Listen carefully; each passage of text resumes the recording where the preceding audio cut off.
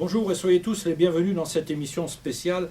Je dis émission spéciale car c'est la seule fois où les 4 candidats de cette seconde élection sénatoriale se retrouvent devant les micros pour échanger et pour dialoguer. Seconde élection sénatoriale puisque la première, celle du 25 septembre dernier, a été invalidée par le Conseil constitutionnel. J'aurai le plaisir d'animer cette rencontre en compagnie de Madame Michèle Castan, journaliste à Radio Eau-Vive Lozère où elle est chargée des questions politiques. Bonjour Michèle. Bonjour. Également présent à mes côtés, M. Jean-Marc Gilly, le spécialiste lozérien des questions politiques au sein de notre département et de notre région. Il est journaliste à l'hebdomadaire La Lozère Nouvelle. Bonjour Jean-Marc. Bonjour. 4 candidats donc pour un siège de sénateur dont l'élection va avoir lieu le 18 mars prochain, c'est-à-dire dans quelques jours. Il s'agit d'un scrutin spécial où seuls auront le droit de voter les grands électeurs. Jean-Marc, pour que nos auditeurs comprennent bien, qui sont ces grands électeurs ? Alors en Lozère, il y a 344 grands électeurs qui donc le 18 mars éliront le sénateur de la Lozère. Alors ce corps électoral est composé des parlementaires, des 25 conseillers généraux, du conseiller régional et bien sûr des délégués des conseils municipaux qui ont été élus avec leurs suppléants. Leur nombre dépend de la population de la commune. Dans les collectivités locales de moins de 9000 habitants, il varie de 1 à 15. Lorsqu'on est au-dessus de 9000 habitants, c'est le cas de Mende, tous les conseillers municipaux sont délégués de droit. À Mende, l'élection aura lieu donc selon un mode de scrutin qui est au suffrage universel indirect. Au premier tour, pour être élu, il faut obtenir la majorité absolue et non pas relative des suffrages exprimés et un nombre de voix égal au quart des électeurs inscrits. Si ce n'est pas le cas, un second tour est organisé et à ce moment-là, la majorité relative suffit. Et en cas d'égalité des suffrages, c'est le candidat le plus âgé qui est élu.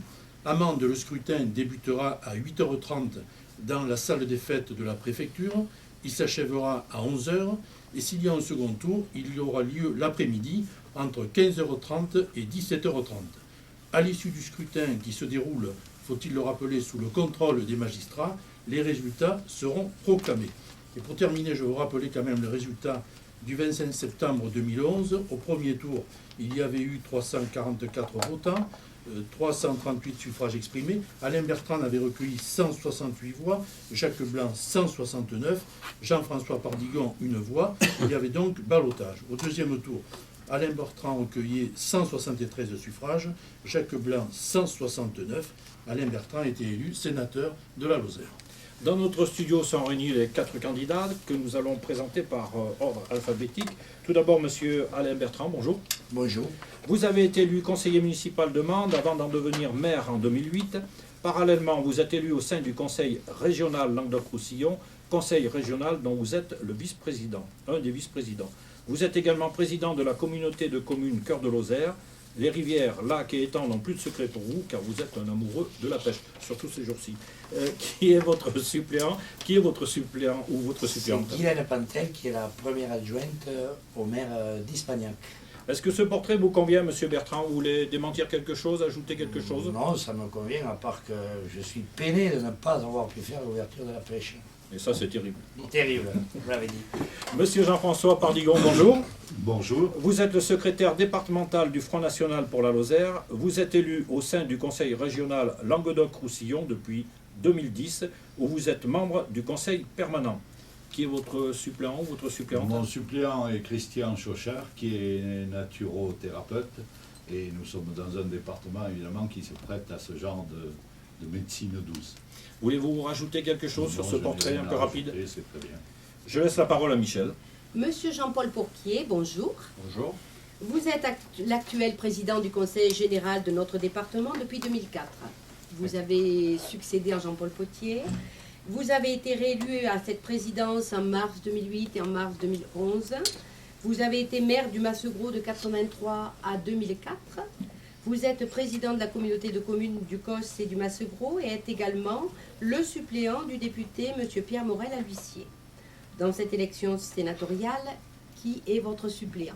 Alors, mon suppléant est Jean de Lescure, conseiller général de Villefort, premier vice-président du conseil général et président du parc national des Cévennes. Monsieur Pourquier, cette présentation un peu rapide vous convient-elle? Tout à fait, je vous remercie.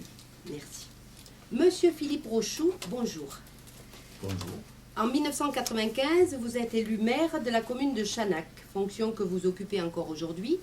En 2004, vous avez été élu au conseil général du canton de Chanac, où vous êtes, et aujourd'hui, vous êtes le 7e vice-président du conseil général, avec comme charge la culture, depuis 2011. Nouveau candidat à cette élection, car vous ne participiez pas au premier tour le 25 septembre 2011, vous êtes candidat au titre du MoDem. C'est cela. Est-ce que cette présentation, Monsieur Rochoux, vous convient-elle? Cette présentation me convient. Merci. Et je suis accompagné par une suppléante, Oui, pardon. qui est Marie-Christine Davan-Guittard, donc qui est médecin, et qui a été élue dans l'équipe de Jean-Jacques Delmas, donc à Mende. Michel va Merci. préciser les règles du jeu donc de cette rencontre et nous allons pouvoir attaquer sur les dossiers.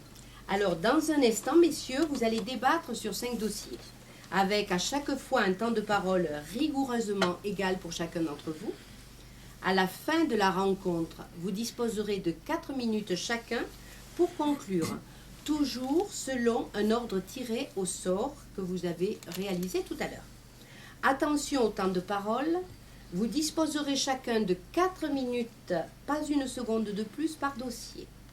Chaque temps de prise de parole sera déduit de vos 4 minutes. Vous avez accepté cette règle du jeu et je vous en remercie. Jean-François Clavel est aux manettes et signe la réalisation technique de cette rencontre. Voici donc les 5 dossiers sur lesquels vous allez avoir à réagir. D'abord, la nouvelle organisation territoriale, le maintien des services au public, l'agriculture, la santé, le désenclavement numérique, autoroutier et ferroviaire de notre département. Alors, bonne chance pour vos interventions. Premier dossier, il concerne la nouvelle organisation territoriale et le tirage au sort a donc fait en sorte que ce soit M. Philippe Rochoux qui va intervenir. En 2014, tout va changer en ce qui concerne le fonctionnement des conseillers généraux et des conseils régionaux. Quels seront les nouveaux élus qui siégeront dans les 2 assemblées? Combien d'élus pour notre département? Et que va être désormais la représentation et le poids de la Lozère au sein de notre région? Un nouveau découpage électoral pour notre département sera-t-il mis en place? Et après tout, est-ce bien là un projet nécessaire? Monsieur Rochoux, vous avez 4 minutes. Très bien. Écoutez, je crois que la question de la nouvelle organisation territoriale en 2014 se pose, mais il y a de manière plus générale la question de la représentation territoriale qui se pose pour l'ensemble de notre département. Alors, la nouvelle organisation territoriale, donc c'est bien sûr, comme chacun le sait, la désignation, l'élection de conseillers territoriaux, telle que le prévoit la loi qui a été votée, mais qui n'est pas aujourd'hui complètement en application. Et je ne suis pas certain que cette loi, d'ailleurs, puisse véritablement s'appliquer, puisqu'il y a apparemment un certain nombre de problèmes, et notamment par rapport à la Constitution, des problèmes qui se posent. Quoi qu'il en soit, je voudrais faire un petit retour en arrière, simplement pour rappeler que depuis maintenant plus de 10 ans, la Lozère fait les frais régulièrement des réformes de mode de scrutin et des réformes de la représentation territoriale. Je reviens sur 2003 où une loi est venue réformer le mode de scrutin pour les conseils régionaux. Donc cette loi avait pour objectif de donner des majorités plus stables aux régions, ce qui était en soi une bonne chose, sauf qu'on a oublié au passage les territoires ruraux dans cette loi, et que désormais la désignation donc, des élus se fait en fonction du nombre de voix obtenues pour chaque liste. Et ça a conduit à ce que la Lozère perde un siège au conseil régional en 2004. En 2010, nous avons perdu un 2e siège. Et l'évolution démographique de la région Languedoc-Roussillon fait que à terme, nous serons encore pénalisés et nous pouvons carrément ne plus avoir de représentation au conseil régional. Tout simplement parce que la région Languedoc-Roussillon connaît une explosion démographique sur le littoral, autour de Montpellier, donc la région de Montpellier et son agglomération connaît un accroissement de population qui est, je crois, de l'ordre de 1000 habitants par mois. Donc ça vous laisse mesurer l'écart qui se creuse entre les zones rurales et les zones urbaines. C'est là votre Voilà. inquiétude. Donc, C'est une Donc inquiétude. là, c'est un premier constat que je fais. Un deuxième constat donc, sur la représentation territoriale concernant les députés. Au mois de juin, nous allons élire un seul député pour toute la Lozère. Et ça résulte également à la fois d'une loi et d'un recours qui a été intenté auprès du Conseil constitutionnel. Mais encore une fois, sans rentrer dans le détail, je voudrais aussi dire combien il est alarmant pour le département de la Lozère de perdre au fil du temps sa représentation territoriale. Enfin, sur cette loi donc, qui devait entrer en application en 2014, elle prévoit l'élection de conseillers territoriaux qui siégeraient à la fois à la région et au Conseil général. Au passage, la Lozère, qui compte actuellement 25 conseillers généraux répartis sur tout le département, se retrouverait avec seulement 15 conseillers généraux. Je crois qu'au lieu de protester, on s'est contenté de dire que 15, ça n'était pas mal tiré et qu'on aurait pu en avoir moins. Moi, je crois que c'est plus grave que ça et qu'il faut absolument préserver la représentation territoriale pour le département de la Lozère. J'ajoute donc pour ces conseillers territoriaux, de la même façon, on a oublié la représentation des territoires, puisque ces conseillers territoriaux seront répartis sur le département par tranche de 5000 habitants. Ce qui fait que si vous ajoutez Mende, le Chastel-Nouvelle, Badarou, le Val d'Aunès, Chanac, la Canourgue, le Monastier, Chirac, Marvejols et Montroda, vous aurez la moitié de l'Assemblée départementale sur ce territoire. Voilà, donc je crois que la nouvelle organisation territoriale pose un vrai problème. J'ajoute également à cela que les conseils municipaux sont également concernés, puisque au-delà de 500 habitants, le scrutin de liste sera donc établi pour les municipales. Monsieur Pardigon, à l'instant, Monsieur Rochoux nous disait quelle était son inquiétude sur ce dossier donc, de la nouvelle organisation territoriale. Quelle est votre analyse sur ce dossier? Bien. Moi, je suis moins inquiet que M. Rochoux, pour la bonne et simple raison, c'est qu'ici, nous représentons 4 partis politiques. Sur ces 4 partis politiques représentés, 3 sont contre. Je crois savoir que le Parti socialiste est contre, le Front national est contre, le MoDem est contre. Et comme il y a très peu de probabilité que M. Sarkozy soit réélu, je pense que nous discutons un peu pour rien. Mais quoi qu'il en soit, tout à l'heure, mon confrère, M. Rochoux, parlait de la fameuse loi qui a donné la majorité à la totalité des socialistes au niveau de la région. Et je pense que l'instigateur principal de cette loi, il faut le rappeler, était M. Jacques Blanc, qui, gêné par le soutien que nous lui avions apporté à l'époque, a donné un bonus de 25% en nombre de conseillers régionaux à la liste arrivée en tête au second tour, moyennant quoi M. Fraîche, à l'époque, qui était loin d'être bête, a réuni la totalité de la gauche et a emporté la région. Sans cela, M. Blanc serait toujours le président de la région. C'est lui-même et son fort stratège qui s'appelait Raffarin, je crois, et qui ont élaboré cette loi. Donc, après tout, ils n'ont qu'à s'en prendre qu'à eux. Alors, nous sommes donc, je précise la position du Front National, nous sommes totalement contre cette modification, pour la bonne et simple raison qu'en tant que conseiller régional, je vois la difficulté qu'il y a à gérer les dossiers. Nous avons, par séance plénière, environ 140 dossiers, 140 rapports, pardon. Ces rapports ont des sous-dossiers, et nous recevons les disques durs 12 jours avant la séance plénière. Alors, il faut savoir que nous avons des poètes de la démocratie en Languedoc-Roussillon. Nous avons des gens qui sont très forts pour élaborer de beaux textes, de beaux sentiments, mais c'est très très long à lire, et il est absolument impossible de lire en diagonale dans ce genre de rapport. Alors, je vois mal un élu qui puisse siéger à la fois au Conseil général et à la région. C'est pour ça que nous sommes contre ce genre de manipulation. Moi, je pense que c'était encore une fantaisie du moment, et je crois qu'avec le temps, elle n'aboutira pas. Elle est trop difficile à élaborer, et comme disait mon collègue Philippe Rochoux, c'est un net désavantage pour la Lozère. Nous allons perdre un nombre substantiel de représentants, que ce soit au Conseil général ou à la région. On risque de tout perdre cette fois, et effectivement. Et ce serait une catastrophe pour la Lozère, qui a bien besoin d'avoir des élus de terrain, qui sont quand même des gens d'une haute compétence. On ne peut pas nier que la totalité des élus, qu'ils soient de droite ou de gauche en Lozère, sont des gens dévoués et attachés à leur département. Voilà. Donc je pense, moi, pour résumer, que cette loi ne passera pas. Et je crois que nous débattons là pour pas grand-chose, puisqu'elle est inutile. Parce que le fait que des élus siègent à la fois au département et à la région, est-ce que ça risque pas d'entraîner une suprématie d'une collectivité par rapport à l'autre? Mais ça semble évident. Les budgets ne sont pas les mêmes à la région et au Conseil général. Je rappelle que le budget de la région est de 1,3 milliard d'euros, alors que le budget du Conseil général est nettement inférieur. C'est-à-dire que les élus dans ce type de figure seraient, par rapport à la Lozère, des sous-élus, si vous voulez. Ils attacheraient moins d'importance.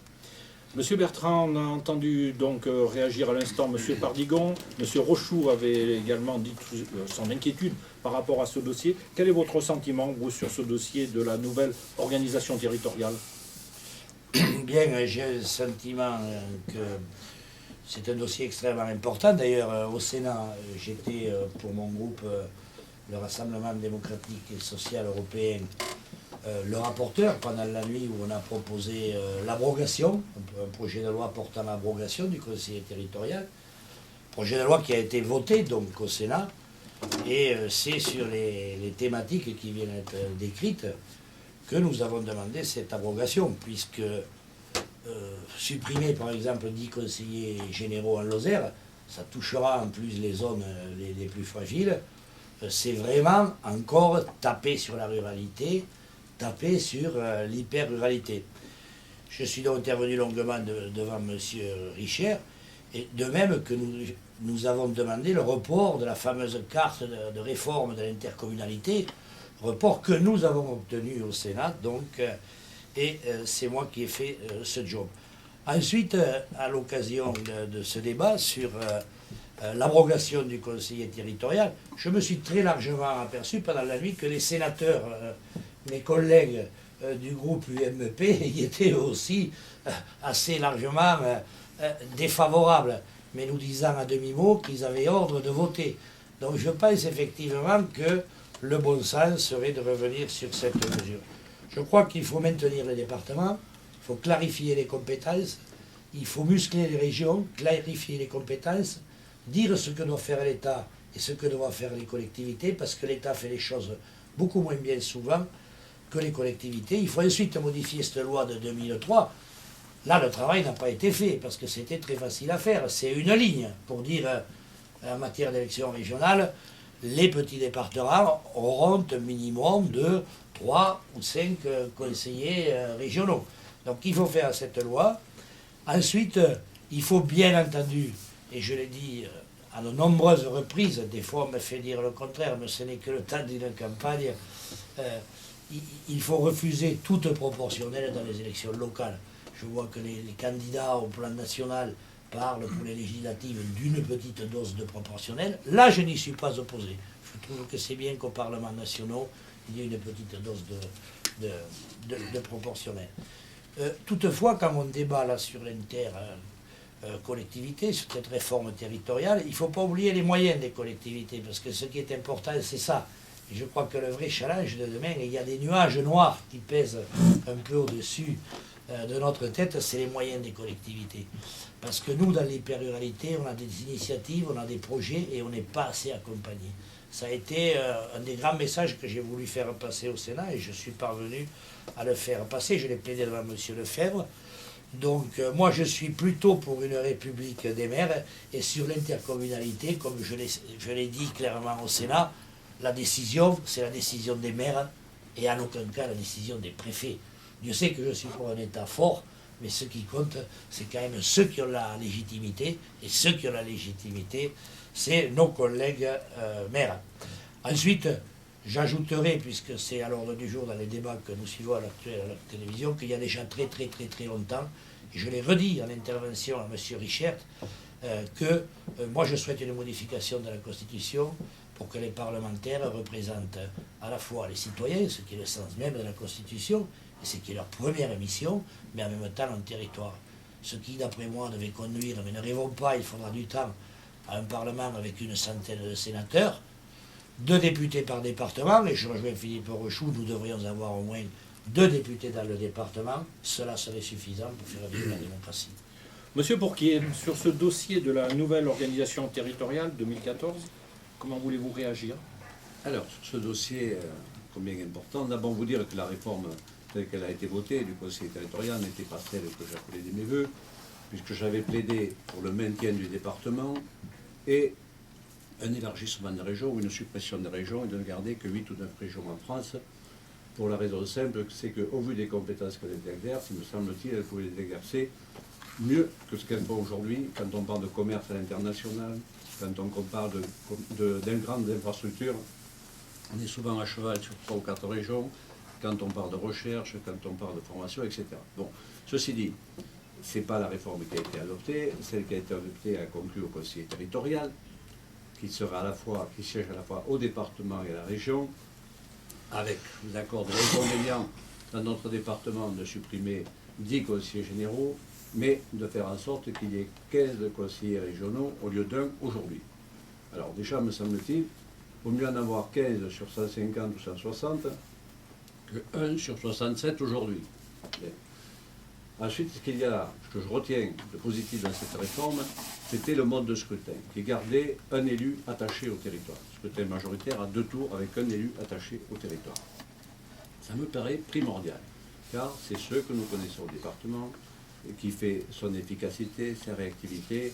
Je crois que personne ne le conteste. Et on aurait le même processus au conseil régional, et là, puisque si nous avons des élus sur un territoire aussi à la région, chacun aura à cœur de mettre en place des politiques territoriales pour tirer, bien sûr, des profits pour son territoire. Et on changera complètement la donne, bien sûr, et les politiques de la région. Et même par-delà les clivages politiques, parce que sur un même territoire, l'histoire de la Lothaire, de l'Aude, de l'Hérault, d'Igard, croyez-moi, chacun saura s'unir pour défendre ses politiques. Ce qui n'est pas le cas aujourd'hui, puisque la proportionnelle fait que les politiques mises en place vont vers l'urbain, vers là où il y a la population, là où il y a des électeurs. C'est assez naturel. Et quelle majorité que ce soit ferait la même chose. Je ne critique pas la majorité actuelle. Donc, alors, moi, ce qui me semble important, alors, bien sûr, vous l'avez rappelé, si la gauche revient au pouvoir, elle a dit clairement qu'elle abrogeait cette réforme et qu'on reviendrait au conseil général et conseil régional. À la limite, ça ne me gêne pas. Il n'est pas dit d'ailleurs si on restera à 15 ou à 25 pour les conseillers généraux. Mais ce qui me gêne énormément, c'est la proposition qui est faite d'élire les conseillers généraux à la proportionnelle. Et là, ça, je vous garantis que si on met sur un scrutin proportionnel pour les conseillers généraux, c'est dramatique pour les territoires ruraux. On supprime, là on peut ne pas partager, mais on supprime la tâche de l'élu au territoire, et on sait ce que ça veut dire, puisqu'on voit bien ce qui se passe aujourd'hui au niveau du conseil régional dont je viens de parler. Donc ça, moi je m'opposerai fortement. Deuxième chose, c'est l'élection des conseillers communautaires au suffrage universel. Deuxième grave erreur. Là, je peux vous assurer que si on vient à ce scrutin-là, on ne le dira pas, mais on vote la mort des communes, très rapidement. S'ils n'ont plus aucun compte à rendre aux communes, que les élus communautaires n'aient plus aucun compte à rendre aux communes, croyez-moi, on va changer complètement les choses, et là, vous verrez rapidement ce que deviendront les communes et ce qu'il en restera. Donc par-delà la réforme elle-même et le fond, ce qui m'importe, c'est le mode de scrutin qui va être mis en place. Ça me paraît primordial, parce qu'avec le mode de scrutin que l'on met, on change les politiques qui sont mises en œuvre. Et sur ce sujet, je vous renvoie au discours de M. Hollande à Dijon, à l'interview de M. Jean-Pierre Bel, président du Sénat, dans Le Monde le 3 ou le 4 mars, et vous verrez que ce que je vous dis ici, il l'annonce clairement dans le projet donc du Parti Socialiste, s'il revient au pouvoir en mai 2012. Second point de cette rencontre, nous allons changer de sujet. Nous allons parler du maintien des services publics ou du maintien des services au public, et c'est Michel qui Voilà. intervient. Alors, le maintien des services publics ou au public, vous savez que lors du tirage au sort, c'est M. Pardigon qui va parler en premier, M. Bertrand en second, M. Pourquier en troisième et M. Rochoux en quatrième. Donc, j'aimerais que vous réagissiez plus particulièrement sur 2 points.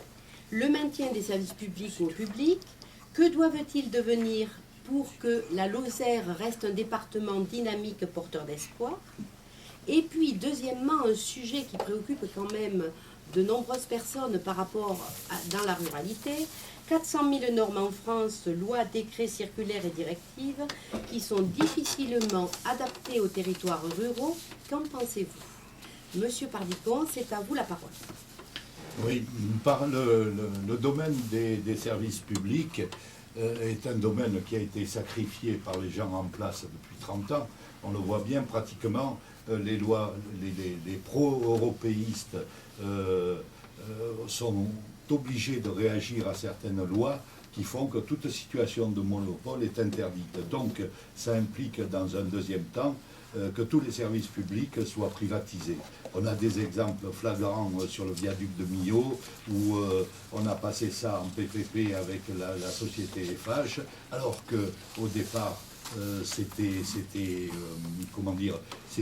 prévu dans le budget, et donc à l'heure actuelle, le PPP veut dire que nous sommes obligés de payer un droit qui est modulable en fonction de la saison, entre l'été et l'hiver. Alors ce que je voudrais dire sur les services publics en Lozère, c'est que le Front National est très attaché à la ruralité. Et nous pensons à l'heure actuelle, sur 2 petits exemples, que la séparation de la SNCF et de RFF est une catastrophe. Soi-disant, c'était fait pour améliorer les conditions. Et on se rend compte à l'heure actuelle qu'il n'y a plus de maillage territorial à cause de ce genre de problème, c'est-à-dire qu'il faut rentabiliser à tout prix les lignes, et quand une ligne n'est pas rentable, on la supprime. Alors, ça reporte la charge du maillage territorial sur les collectivités locales, et bien entendu, comme elles n'ont pas souvent, comme ce sont de petites collectivités, elles n'ont pas les moyens d'assumer ce genre de service. Alors, je vous précise aussi que nous sommes pour une restructuration de la Poste, c'est-à-dire que c'est un service qui est particulièrement important dans des petites communes comme celle que nous avons en Lozère, et nous voulons le maintien des bureaux de poste parce que c'est un service essentiel à la population. Alors, l'intervention des services de l'État dans les communautés de communes est nettement insuffisante. Je vous cite un exemple, c'est la DDE qui maintenant, au lieu, vous savez, dans le temps, la DDE, quand nous avions de la neige, elle passait dans les petits villages, et maintenant elle passe dans les routes nationales, ce qui oblige les collectivités locales à avoir du matériel en plus, donc des impôts en plus à la charge de la population. Alors quand on nous soit dit faire un petit crochet d'1 kilomètre de plus dans le village, ce ne serait pas grand-chose. Alors là, moi ce que je pense, c'est que la ruralité doit avoir les mêmes services que les grandes villes. Or, en Lozère, nous en sommes loin, et si nous parlons à l'heure actuelle de désertification, eh c'est parce qu'on n'a pas les moyens d'attirer du monde dans nos petits villages, qui sont pourtant des villages où il est très agréable de vivre. Alors, il faut savoir aussi qu'en Lozère, donc à cause du mauvais maillage territorial, les personnes sont obligées d'avoir des véhicules à leur disposition. Je vous précise que nous sommes pour une baisse de 20% de la TIPP, qu'elle soit d'État ou régionale. La région a 2 TIPP. Je vous précise aussi que nous préconisons une baisse de 5% sur les tarifs de l'électricité, du gaz, pour redonner un peu de pouvoir d'achat à nos concitoyens. Et bon, je pense aussi que toutes ces mesures pourraient améliorer grandement la vie en Lozère. Et je rappelle à vos auditeurs que je suis en faveur depuis plusieurs années de la création d'une zone franche en Lozère qui améliorerait également le sort de la population. Monsieur Pardigon. Merci, Monsieur Pardigon. Donc, vous avez utilisé, vous n'avez pas d'autres remarques à faire par rapport à ce sujet? Non, Bien. je pense que j'ai été assez clair. Merci. Donc, Monsieur Bertrand, c'est à vous maintenant. Bien. Je suis intervenu aussi au Sénat fréquemment sur l'hyper-ruralité. Dans mon petit groupe, je pouvais parler très souvent. Et donc, j'ai posé aussi cette question globalement de l'initiative dans la ruralité et dans l'hyper-ruralité. Bon, sachant que les services publics, c'est encore autre chose. Mais je voulais dire avant que le président du Sénat, M. Bell, donc, propose des états généraux des collectivités territoriales, de la démocratie territoriale, pour remettre entre les mains des maires l'initiative pour l'avenir des intercommunalités, l'avenir des communes, l'avenir des départements, l'avenir des régions. C'est une excellente chose. Et je voulais dire aussi que au moment où le conseiller territorial a été adopté au Parlement, je n'ai pas entendu grand monde en parler. Et dire aujourd'hui que certains sont pour la proportionnelle ou pour l'élection des communautés de communes au suffrage universel, ce qui serait, bien entendu, organiser la pétonnière, me paraît peu sérieux dans un débat pour l'élection au Sénat. Vous avez parlé, madame, aussi de la loi d'Oliger qui apporte des réponses en matière de simplification administrative. Elle n'a pas été rejetée au Sénat, elle a été renvoyée en commission parce que sur 7, 8, 10 sujets, au moins une quinzaine ont été listés en tout. Elle pouvait engager la responsabilité des maires et leur faire prendre des risques, donc protéger les maires. Sur le secteur public, Dieu sait que c'est important pour nous. La RGPP, la dernière fois, ce même débat, le 25 septembre, j'avais remis à mon concurrent la lettre de monsieur le préfet qui me disait qu'il avait supprimé entre 2000 et 2011 1070 emplois en Lozère. Il faut enlever les emplois qui ont été transférés des lycées à la région et de la DDE au département. Au total, on est à 600 suppressions d'emplois. C'est colossal, c'est inacceptable. Là, les petits départements, l'hyper-ruralité, ont payé beaucoup plus cher. Sinon, nous avons 75 000 habitants, il faudrait que le Gard ait perdu à 750 000 habitants 10 fois plus. Il faudrait que le Gard ait perdu 10 fois 600 emplois, 6 000 emplois. Ce n'est pas le cas. Au contraire, donc, d'ailleurs. nous sommes pénalisés, même sur la RGPP. Là aussi, le travail n'a pas été fait. Mais les services, c'est aussi, comme il a été dit, l'ensemble des services aux personnes. C'est la capacité aussi de rebondir, d'investir pour les artisans, pour les entreprises.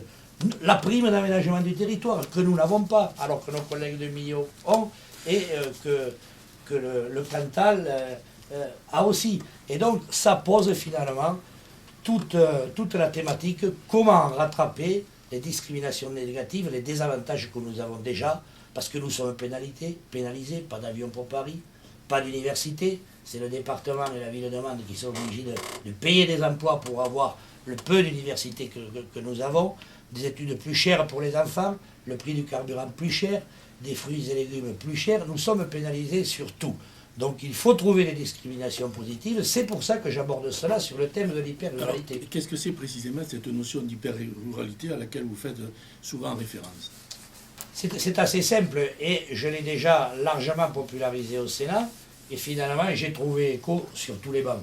C'est-à-dire que, par exemple, vous avez les zones de revitalisation rurale qui ont été appliquées à l'ensemble de la ruralité, elles n'ont pas fait long feu. Depuis 2008, les nouvelles embauches ne sont pas éligibles, même si c'est toujours important. Pourquoi? Parce que la consommation budgétaire est trop importante, puisque ça s'adresse à 80 départements, la ruralité. Mais nous n'avons pas la même ruralité, nous, qu'à Rodez, qu'à Aurillac ou qu'à 20 km d'Albi. Et donc, c'est faire un petit groupe de territoires, un petit groupe de départements, ou de parties de départements, qui seraient éligibles à des mesures discriminatoires. Par exemple, l'investissement des artisans, l'investissement des PME, par exemple l'installation, ce que j'appelle l'ensemble des initiatives en zone rurale. Oui, et les initiatives paraissent importantes. Monsieur Pourquier. Alors tout d'abord, juste un petit mot Sur l'hyper-ruralité. Vous Non, n'y croyez pas pas trop. vous y croyez pas mais trop, je- ça. on en reparlera. Nous Simplement, je comprends que mes propos sur la réforme territoriale gênent M. Bertrand, mais Pas du parce tout. que lui-même est sûrement convaincu de ce que je dis. Mais je vous ai renvoyé à des sources très sûres et très fiables. Qui ne sont pas les Je ne miennes, vois pas monsieur. comment Qui sont pas les miennes, je monsieur. vois pas comment il pourra voter contre les propositions de son propre parti politique lorsque cela viendra. Je ne suis adhérent à aucun parti politique, Si. monsieur Pourquier. Oui, vous avez renié le Parti Socialiste. Je ne renie rien du C'est tout. très bien, je le note Je aujourd'hui. suis adhérent Très bien. à aucun parti politique aujourd'hui. Mais c'est votre droit. Bon, Je suis au chaque groupe des Rassemblements démocrates et sociaux si vous européens. changez à chaque jour de... Je change pas. Alors, je ne voudrais pas que ce soit sur mon temps de parole et ne me perturbez pas. Simplement, donc, dire que je vous renvoie des sources sûres et fiables et que je ne vois pas comment, si cela vient, parce que nous n'y sommes pas encore, il pourrait voter contre les propositions de ses propres amis, quels qu'ils soient aujourd'hui, mais je vais dire ses amis, puisqu'il ne veut pas que j'emploie le terme Parti Socialiste. Alors, pour revenir sur Vous pouvez l'employer. les services publics, moi je pense que la société a changé, Le monde change, le monde bouge, et qu'il faut savoir adapter ou s'adapter à ces nouveaux modes de consommation, aux nouvelles technologies qui sont arrivées et qui ont complètement bouleversé l'accès aux services publics et les besoins des personnes, de nos administrés, bien sûr, dans le cadre de ces services publics. Beaucoup de communications aujourd'hui peuvent se faire à distance, par Internet ou d'autres moyens. Je crois que cela est aussi à prendre en compte. Alors bien sûr, nous battons tous pour maintenir maximum sur nos territoires le service public, que ce soit dans l'éducation, que ce soit pour la poste, que ce soit tous les services publics, et qu'il faut tenir compte de cette particularité de la ruralité où on ne peut pas appliquer les mêmes ratios que ce qu'on explique au niveau national. Moi, j'ai toujours défendu l'idée qu'on devrait voter le principe d'un droit à la différence. On m'explique qu'au terme de la loi, ce n'est pas possible. Bon, alors, on a aujourd'hui un certain nombre de rapports qui ont été faits sur les normes ou sur ces sujets pour voir comment on pouvait avancer et donc mettre en place des dispositions qui tiennent compte justement de la spécificité de la ruralité. On ne reparlera pas des normes, mais tout à l'heure, ça a été évoqué. Il y a eu un rapport sur ces normes qui a été fait par le président de l'OIG. Je crois que nous sommes tous d'accord sur le fait qu'il faut réformer. Je regrette, mais lorsque ce rapport émis par un sénateur de droite a été rejeté au Sénat. Non, il a été renvoyé en commission, M. Pouquet. Vous prenez sans arrêt des libertés avec la savoir vérité. Ou bien on est d'accord et on accepte de voter. Renvoyé en commission, monsieur. Je n'étais plus Simplement, sénateur par rapport à simplement, le 2 décembre. Oui, ça, vous n'étiez plus sénateur, je vous l'accorde. Oui, voilà. Bien, alors, mais je La vous reproche Lozère n'a pas. plus de sénateur. Je dis le parti, je dis la Ouais. gauche a repoussé. Bien. Alors, sur le service public dans ce département, que nous avons, je dis il faut aussi savoir s'adapter. Donc nous avons pris un certain nombre d'initiatives. Et avec l'État, le département a mis en place ce qu'on appelle une maison de l'emploi, qui est, à partir d'une plateforme ressources amandes, 9 plateformes réparties sur le territoire, d'abord sur la problématique de l'emploi. Et ça a bien fonctionné, ça a même très bien fonctionné. Et aujourd'hui, ces maisons de l'emploi ont été labellisées relais services publics, pour élargir à d'autres services publics, services au public. Et ça fonctionne bien, puisque par visioconférence, puisqu'on a installé aussi des matériels, par visioconférence, chaque administré peut communiquer à distance et avoir des relations sans avoir à se déplacer, sans avoir un contact direct avec telle ou telle administration ici à Mende. Donc je crois que voilà un exemple même d'adaptation qu'il faut savoir faire pour justement répondre aux besoins de nos administrés. Alors se bloquer aujourd'hui à dire il faut que ce soit comme ça parce que c'était comme ça, je crois qu'on perd son temps. C'est l'évolution de la société là, on ne peut pas la nier. Donc il faut savoir s'adapter. Moi je suis partisan de cette modernisation et de cette adaptation, mais croyez bien que nous sommes vigilants et que nous faisons tout pour que, bien sûr, ce service reste un maximum sur ce territoire. Mais il ne faut pas non plus voter à Paris des dispositions qui sont contraires à ce qu'on va devoir défendre après ici à Lozère. Voilà. Et cette notion d'hyper-ruralité, est-ce que c'est un concept qui vous paraît opérationnel, efficace? Mais c'est terminé. C'est terminé? C'est terminé, Monsieur Gilly, je m'excuse. À tout à l'heure. Donc, Monsieur Rochoux, c'est à vous maintenant de donner votre position. Merci. Moi, je crois qu'au-delà de la question du maintien des services publics ou des services au public, se pose la question véritable de l'attractivité du territoire. Et c'est vrai que, bien évidemment, que des mesures spécifiques sont à mettre en place. Il a existé la PAT à une époque pour la prime à l'aménagement du territoire qui a permis à un certain nombre d'entreprises de s'installer sur le département. Les zones de revitalisation rurale, je connais bien l'impact de ces mesures puisque sur la commune de Chanac, dont je suis le maire, un certain nombre d'entreprises ont pu venir s'installer et ont pu se développer sur notre territoire aussi grâce à ces mesures. Donc effectivement, il faut que nous ayons des mesures spécifiques pour le soutien à l'activité sur nos territoires. Mais la question de l'attractivité, bien entendu, au-delà de l'attractivité pour les entreprises, c'est aussi l'attractivité pour les populations. Et c'est vrai que aujourd'hui, est-il normal que l'on soit obligé de se battre au quotidien? Jean-Paul Pourquier l'a dit tout à l'heure, tous les maires, tous les élus du département, quelle que soit leur sensibilité, se battent au quotidien pour maintenir un certain nombre de services. Et souvent, on est obligé de négocier avec les services publics. Je pense notamment, l'éducation, certes, il y a des communes qui sont obligées de se mobiliser pour maintenir des classes et pour maintenir des écoles. Mais je pense aussi aux services postaux, qui sont aussi une nécessité sur le territoire. Moi, je ne trouve pas normal que ce soit le maire de la commune qui soit obligé de plaider en face des représentants de la direction de la Poste pour le maintien des services. Et j'ai un exemple précis sur la commune de Chanac, où j'ai reçu la visite des responsables départementaux, s'il en reste encore, de la Poste, pour venir m'expliquer que nous avions une poste ouverte 33 heures par semaine et que les calculs montraient qu'il y avait seulement 13 heures de travail.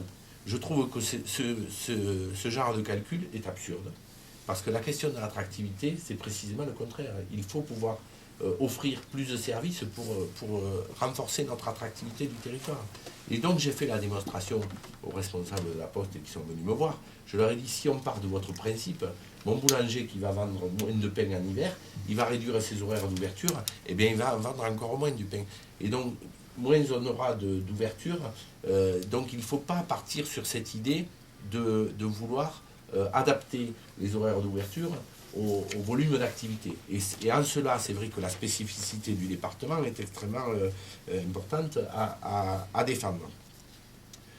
Je voudrais dire que cette question de l'attractivité des territoires et du maintien des services, c'est bien entendu l'attractivité pour les entreprises, l'attractivité pour les populations à travers un certain nombre de services que malheureusement nous sommes contraints d'essayer de défendre au quotidien, mais c'est aussi, je l'ai vu pendant ces 3 semaines ou 4 semaines où j'ai parcouru tout le département de la Lozère, des initiatives formidables qui sont menées par les communes du département pour justement offrir des services supplémentaires aux populations.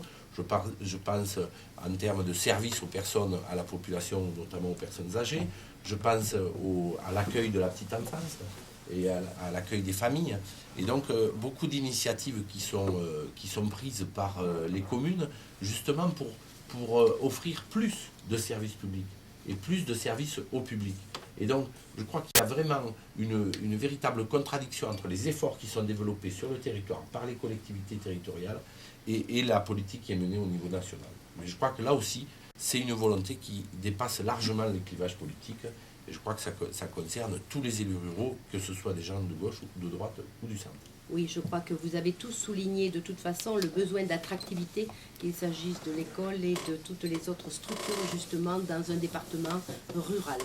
Donc, le troisième sujet que nous allons aborder maintenant, et où M. Bertrand parlera en premier, M. Pourquier, M. Rochoux et M. Pardigot, ça va être l'agriculture. Donc, au niveau national, l'agriculture compte 3,5% de la population active, alors qu'en Lozère, elle est près de 12,5%, ce qui veut dire, c'est quand même le deuxième pôle pratiquement du département. C'est dire l'importance de ce domaine. Donc, en 1960, la Lozère comptait 9000 agriculteurs. Aujourd'hui, elle en a 3002. Nous sommes en zone de montagne.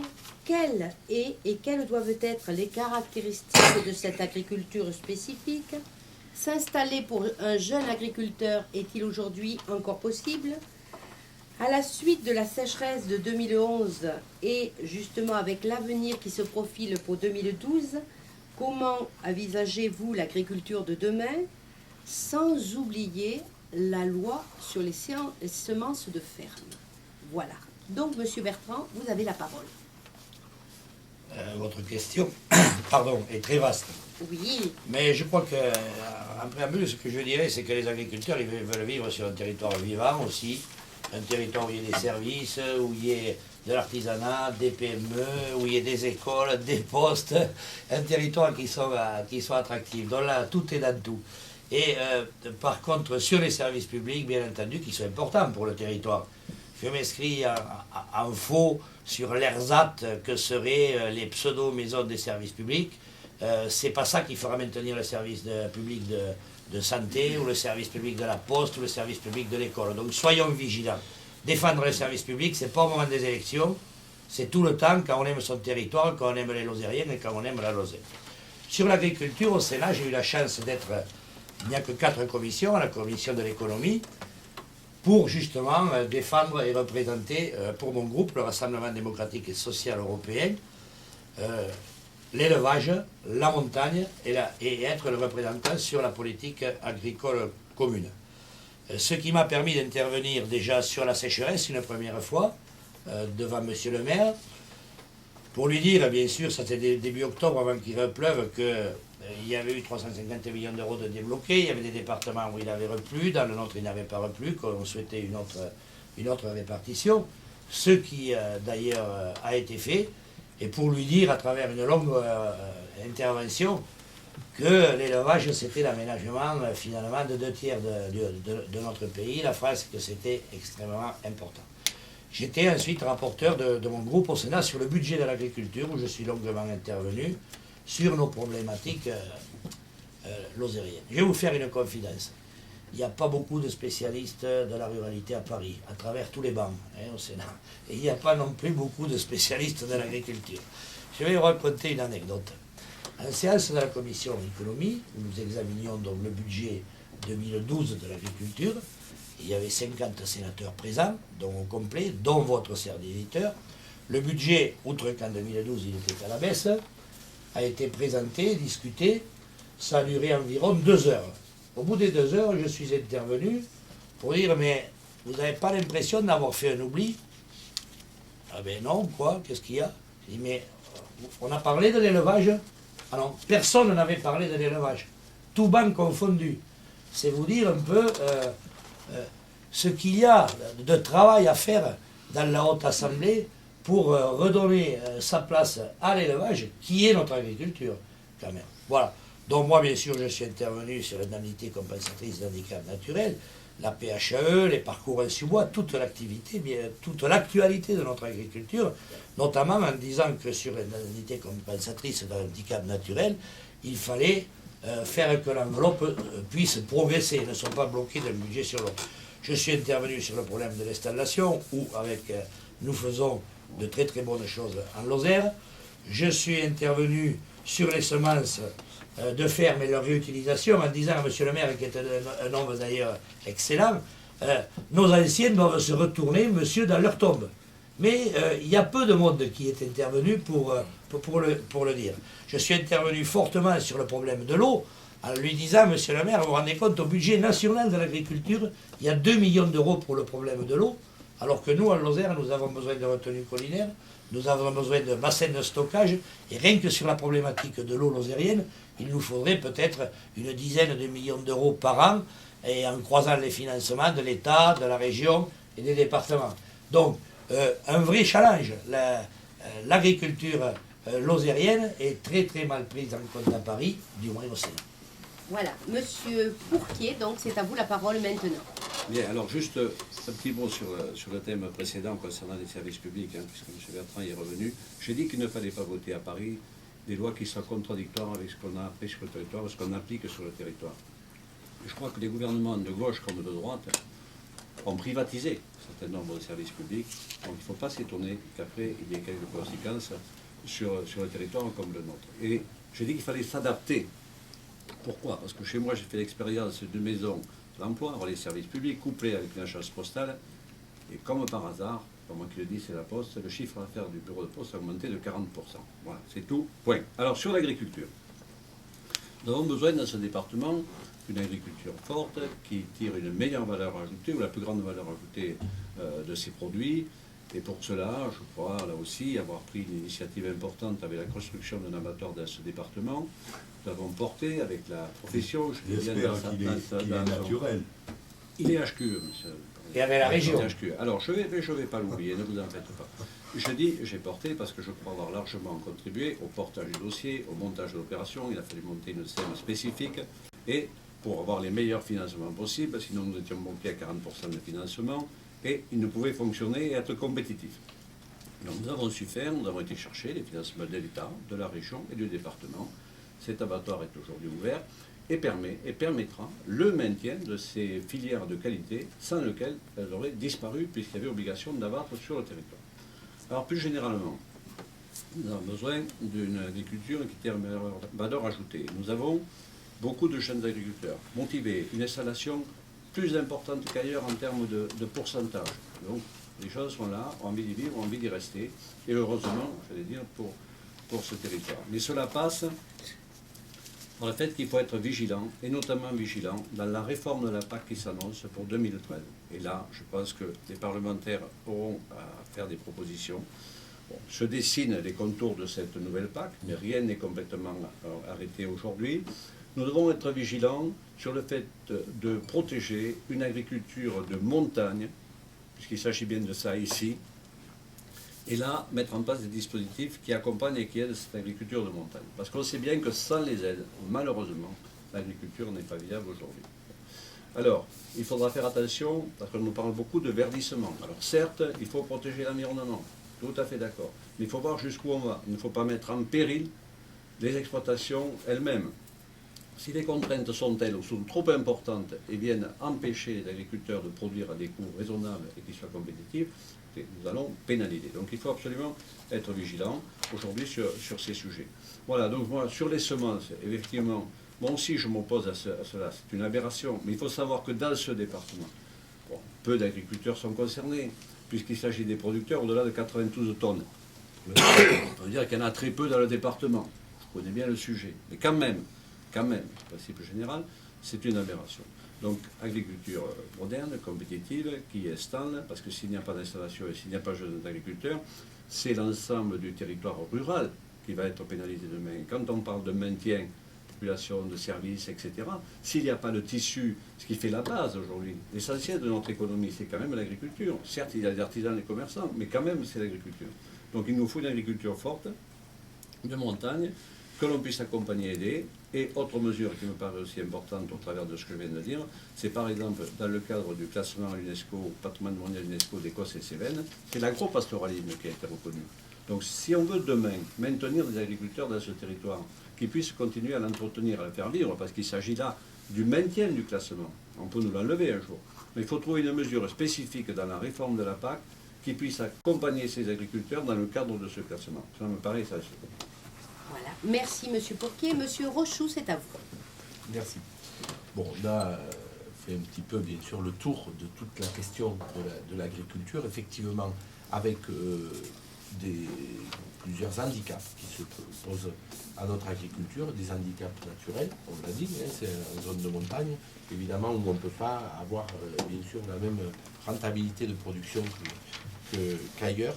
Des difficultés plus conjoncturelles ou plus locales comme la sécheresse, les sécheresses successives qui ont vraiment pénalisé les agriculteurs. Et puis il y a aussi quand même toute la question de la spéculation, quand même, qui se pose parce qu'on a vu ces dernières années des fortes spéculations, notamment sur les céréales, qui ont une incidence majeure sur l'élevage, puisque l'alimentation des animaux, les produits d'alimentation des animaux ont beaucoup augmenté à certains moments. Des crises aussi conjoncturelles sur le lait, par exemple. Il y a quelques mois, une crise très grave s'est présentée donc, pour la production du lait. Je crois que la question de l'avenir de l'agriculture, c'est aussi la confiance et la pérennité. La confiance parce que toutes ces périodes un peu chaotiques, avec des périodes de baisse des prix, avec des sécheresses, etc., entament largement la confiance des agriculteurs et la pérennité des exploitations agricoles. Parce que je crois qu'au bout d'un moment, à force de crise, je crois que nos agriculteurs se posent la question après de leur succession et je crois que la Lozère n'a pas fini de faire les frais de l'ensemble de ces crises. Alors bien entendu, il faut pouvoir accompagner l'agriculture de montagne à travers des mesures d'aide effectivement dans le cadre de la PAC, mais il faut aussi que ce soit des mesures qui s'inscrivent dans le temps et qui soient des mesures pérennes aussi, parce que là encore, les agriculteurs ne peuvent pas faire des projets à 5 ans ou à 10 ans. Il faut qu'ils aient des garanties un petit peu sur le long terme. Et donc c'est vrai que c'est une véritable difficulté. Alors, un des leviers aussi possibles, c'est bien sûr les filières de qualité. On connaît ça depuis plusieurs dizaines d'années avec la zone d'AOC de Roquefort, avec la production du lait de brebis sur l'Écosse, où on voit bien que les filières de qualité assurent quand même une certaine garantie, une certaine stabilité. Et c'est vrai que l'accompagnement de toutes ces filières de qualité, effectivement, peut permettre à la Lozère de maintenir cette agriculture. Une agriculture qui, effectivement, ne doit pas être seule sur le territoire, parce que les agriculteurs ont besoin aussi d'un certain nombre de services et des services publics. Mais sur la question des filières de qualité, je voudrais bien sûr également me réjouir de l'ouverture de l'abattoir d'Entrenas, donc qui est un formidable outil, je crois, pour l'élevage et pour la production sur notre département. Juste un mot sur la question des semences de ferme. Effectivement, aujourd'hui, peu de producteurs en Lozère, peu de cultivateurs en Lozère sont concernés par la question des semences de ferme, mais je crois que c'est surtout une question véritablement de principe. Comment peut-on dire à un agriculteur qui a fait pousser et qui a cultivé sur son terrain des céréales que cette production ne lui appartient pas? Je crois que c'est un principe de base, c'est carrément une philosophie, et je crois qu'il faut s'opposer à cette loi sur les semences de ferme, parce que c'est une loi qui est complètement liberticide. Merci beaucoup, Monsieur Rochoux. Monsieur Pardigon, la parole est à vous. Oui,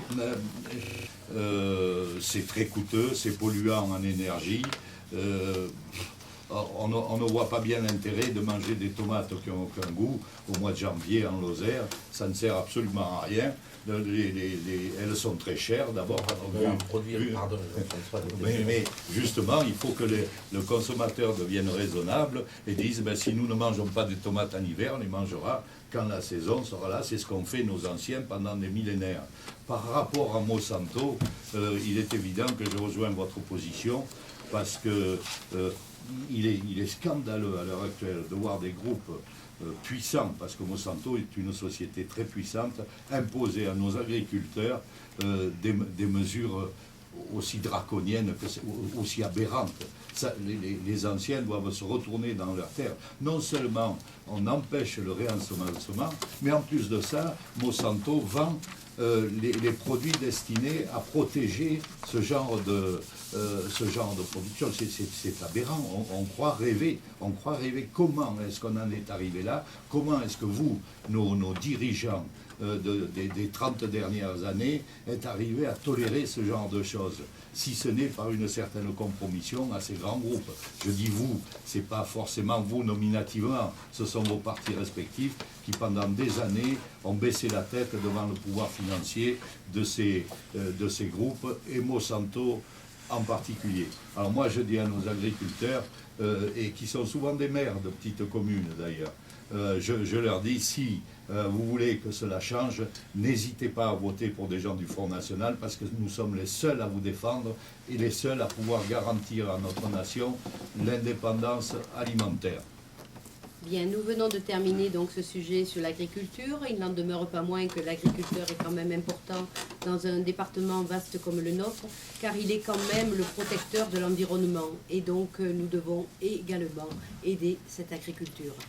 Donc, je vais laisser la parole donc à Monsieur Deschamps, qui va vous présenter la santé.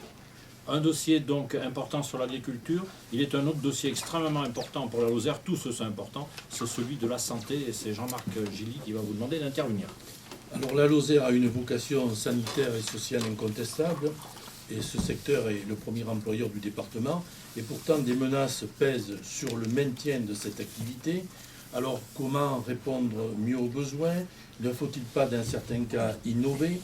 Le département est confronté à la désertification médicale, il manque des médecins, des dentistes. Des dispositifs ont été mis en place, notamment par le Conseil général, pour inciter des jeunes médecins à s'installer en Lozère. Mais ne faut-il pas, Jean-Paul Pourquier, au niveau national, aller au-delà et prendre des mesures plus contraignantes, peut-être dans le cadre de l'hyper-ruralité? Alors, ce sujet, c'est vrai que nous vivons une pénurie médicale sans précédent, médicale et paramédicale, qui touche énormément le monde rural comme la Lozère. Je crois qu'on n'a pas su anticiper là aussi les évolutions de la société qui ont fait que les médecins, comme d'autres professions, voulaient prendre des vacances, prendre des tours de garde se relayer pour les tours des gardes, la féminisation de la profession qui aboutit à ce qu'on n'est pas sur des temps pleins, des temps complets, et puis également le fait qu'il y a un certain nombre de médecins qui ne sont pas aujourd'hui, qui n'exercent pas aujourd'hui la profession de médecin. Alors, rappelez, chacun se bat pour essayer d'attirer des médecins, puisque nous en manquons et que la courbe d'âge est telle que nous fréquentons le pire pour les années à venir. Dans le département, c'est vrai, a mis en place un dispositif incitatif, puisque nous avons bien vu que la contrainte n'était pas possible. Tous les textes de loi qui ont été proposés à l'Assemblée sur ce sujet ont été rejetés. Donc nous avons fait un système incitatif qui consiste à verser des bourses aux étudiants pendant 3 ans et, moyennant quoi, ils s'engagent à venir exercer 5 ans dans le département. C'est un site relayé par une campagne de communication d'ailleurs très efficace qui a été primée par 2 fois au niveau national. Bon, qui a plutôt bien réussi puisque nous sommes aujourd'hui à 8 conventions signées, 3 médecins sont déjà installés et c'est un combat permanent. Donc il faut continuer. C'est pas gagné, je vous l'accorde. Mais je crois que ce sera à ce prix-là parce que le numerus clausus a été augmenté. Mais pour avoir les effets, nous en avons encore pour 8 ou 10 ans. Il y a ensuite le problème du médico-social, qui est un secteur très important dans ce département. Une prise en charge avec un nombre de lits, bien sûr, très important, au-delà de tous les ratios nationaux, ce qu'on nous rapporte souvent, qu'on ramène souvent quand on parle de créer des lits ou d'augmenter nos capacités. Ce secteur-là fait vivre énormément de monde, parce que c'est aussi un secteur économique. On voit bien. Donc nous devons essayer de le garder. Nous ne sommes plus en phase de créer des lits, que ce soit en maison de retraite ou que ce soit, bien sûr, dans les maisons pour handicapés. Nous devons nous diversifier. Nous devons proposer des prises en charge dans des niches un peu spécifiques que l'on ne connaît pas ailleurs, parce que tous les départements s'équipent en termes de lits aujourd'hui. C'est plus le temps où le département de Lozère était un département d'accueil où on venait de partout. Il faudra aujourd'hui chaque département crée des lits et a compris d'abord les besoins et aussi que c'était un secteur économique et créateur d'emplois. Donc il faut trouver des solutions spécifiques par rapport à notre vécu, notre connaissance, notre expérience pour garder ce que nous avons et le développer. Que ce soit d'ailleurs personnes âgées ou personnes handicapées. Et puis, il y a aussi le problème de l'hôpital, le maintien de la santé dans ce département, avec bien des difficultés liées à la population, au bassin de vie, avec deux sites que sont Mende et Marvejols, et nous devons à tout prix faire en sorte que cet hôpital vive en complémentarité, sinon c'est mettre à mal les 2 sites à terme. Je rappelle simplement au passage que lorsque la décision a été prise de créer Marvejols, le professeur Segat de Clermont-Ferrand était venu ici à Lozère tenir une grande conférence, une mission, où il avait largement exprimé le fait que s'il n'y avait pas une complémentarité entre les hôpitaux à Lozère, c'était voué à la disparition de, je dis, Marvejols-Mende et j'ajoute Saint-Alban. Il s'agit bien des trois sites. Donc aujourd'hui, nous avons pris une motion, nous conseillons récemment dans ce sens. Je pense qu'il faut continuer à œuvrer, mais vraiment œuvrer. Il ne faut pas que ce soit que des mots. Il faut que cela se traduise dans les faits. La complémentarité, ça a un sens. Ce n'est pas faire la même chose à Mende qu'à Marvejols. Voilà, donc il faut être clair là-dessus. Et si on sait appliquer cela, je pense qu'on continuera de garder, voire d'attirer, parce qu'on a bien vu que la création de Marvejols a permis de stabiliser les passages sur ce bassin, voire même d'éviter l'évasion qui se faisait sur Clermont, sur Rodez ou ailleurs. Merci. Philippe Rochoux, vous connaissez bien le secteur sanitaire et social, alors quelle est l'analyse que vous faites à propos de ce domaine? Alors effectivement, je connais bien ce secteur, puisque moi je travaille donc dans le secteur médico-social. Ma suppléante étant médecin, elle connaît également la question du sanitaire, globalement toute la question de la santé. Donc sur la démographie médicale, effectivement, la Lozère connaît un certain nombre de difficultés pour maintenir sa démographie médicale en termes de médecins, dentistes, etc. L'origine de ce problème, c'est bien sûr notamment le numerus clausus, et c'est aussi, on y revient, l'attractivité des territoires, puisque faire venir des médecins, c'est aussi savoir les accueillir et savoir accueillir des familles, quelles qu'elles soient, au-delà des médecins. Le président du Conseil général, Jean-Paul Pourquier, a rappelé qu'effectivement le Conseil général avait lancé une action fort intéressante et qui porte ses fruits aujourd'hui sur la démographie médicale en accompagnant un certain nombre de futurs médecins et en signant des conventions avec eux. Donc bien sûr qu'on se réjouit de la réussite et de ce qui s'engage autour de cette opération, mais je voudrais quand même dire que est-il normal que ce soit aux contribuables de financer ce type d'opération, aux contribuables des zones rurales? Moi, je crois que ce type d'un point de vue national, aborder la question de la démographie médicale, il me semble qu'au niveau national, il devrait y avoir cette mesure pour accompagner des médecins et pour les accompagner vers leur installation dans les zones les plus défavorisées où il y a pénurie. Donc c'est bien sûr les zones rurales et puis c'est aussi certaines zones urbaines qui sont aussi désertées par les médecins. Donc je pense que là, il y a véritablement, au-delà de l'action qui a été entamée au niveau du département, il y a au niveau national à mener un vrai combat pour faire en sorte qu'il y ait un accompagnement des médecins. Sur bien sûr la question du secteur médico-social et de la santé, nous avons sur le département des structures qui sont indispensables à notre département. Alors pourquoi leur avenir est quelque peu menacé? Simplement parce qu'encore une fois, il y a eu des lois qui ont été votées. Je pense à la loi Hôpital, Patient, Santé, Territoire, qui a été votée ces dernières années et qui aujourd'hui fait peser des menaces sur les hôpitaux. Je pense bien sûr à l'hôpital de Mende, mais également au pôle médico-chirurgical de Marvejols, puisque on va vers un système de tarification qui est complètement défavorable pour les zones rurales. Et on y est. Et donc je crois qu'il faut bien sûr se préoccuper de cette question à travers la loi. Après, moi je pense qu'on essaie aussi de nous culpabiliser parce que s'il y a des déficits sur ces structures, les déficits, quand on examine ça de près, c'est pas aussi énorme que ça. Et je crois que cela dépend simplement d'une volonté politique au niveau national de bien vouloir maintenir ces structures. Mais je pense que là aussi, c'est un combat qui concerne toutes les Lozériennes et tous les Lozériens, parce que je crois que lorsqu'on est confronté au problème de l'urgence médicale, on a absolument besoin d'avoir à proximité ces structures. Je voudrais dire aussi que le secteur médico-social, à travers que ce soit les maisons de retraite, mais aussi tout le secteur du handicap, c'est un secteur extrêmement important pour l'économie de notre département.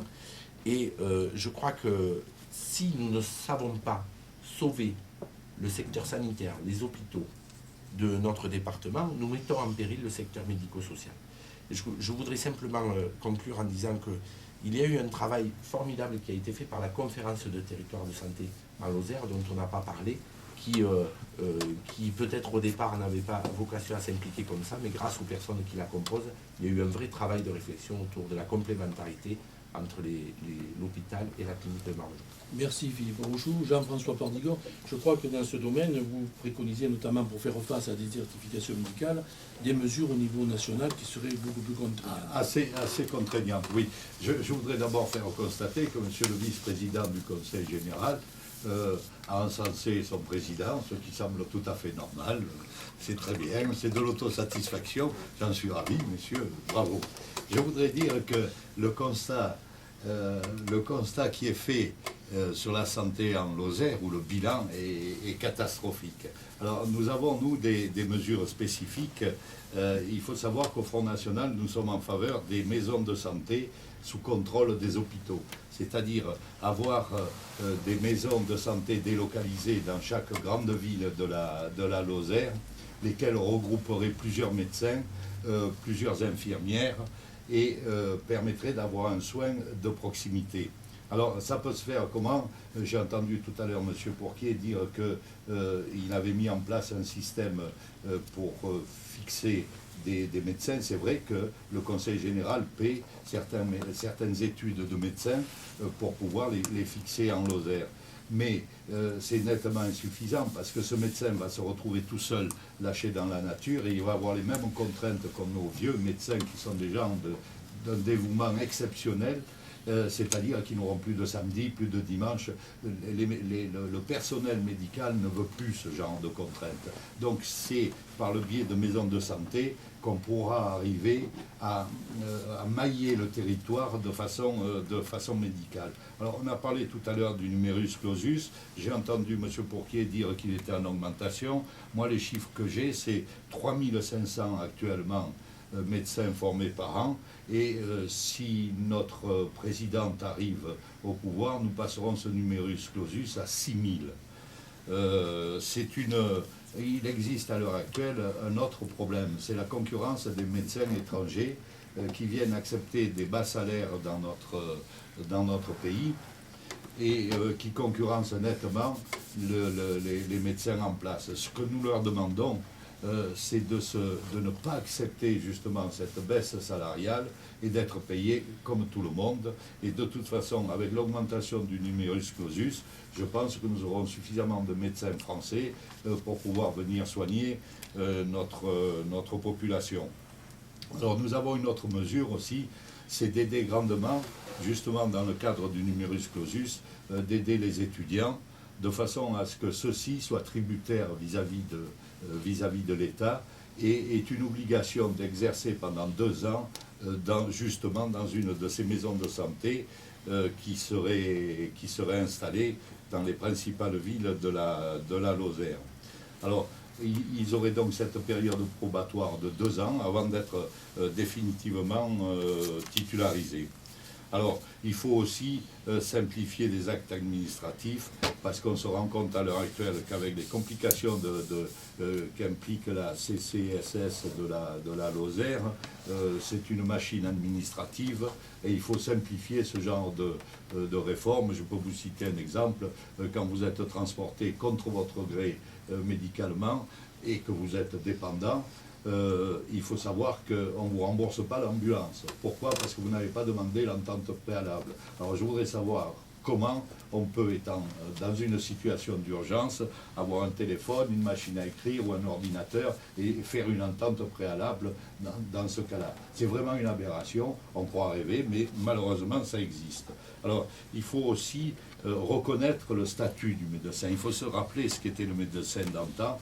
C'était un personnage dans le village. C'était quelqu'un qui était reconnu de tous, comme l'était l'instituteur et comme l'était le maire. Voilà, merci, je conclurai là-dessus. Merci, M. Pardigon. La parole est à Alain Bertrand, qui, en tant que maire, nous demande notamment, est en première ligne sur ces dossiers de la santé. Alors, quel est votre diagnostic et quelles propositions vous pouvez formuler? Oui, déjà, aborder le problème de la santé, c'est un droit. Alors, je dirais, quelle que soit l'organisation du territoire, et tout est dans tout, même si on est le plus petit département de France, on a droit à la santé, on a droit à la santé publique. Et tout à l'heure, on évoquait la fameuse loi hôpital, santé, territoire avec la tarification à l'acte qui est en place aujourd'hui. Je constate là aussi que des lois sont passées au Parlement qui ne sont pas bonnes pour la Lozère, qui ne sont pas bonnes pour la ruralité. Et donc, malgré cette loi, la santé, c'est un droit. Donc cette loi, il faudra certainement, pour les territoires ruraux et hyper-ruraux, y revenir. Malgré cela, c'est vrai qu'on a des fleurons en Lozère avec un savoir-faire particulier sur le handicap et le traitement du handicap.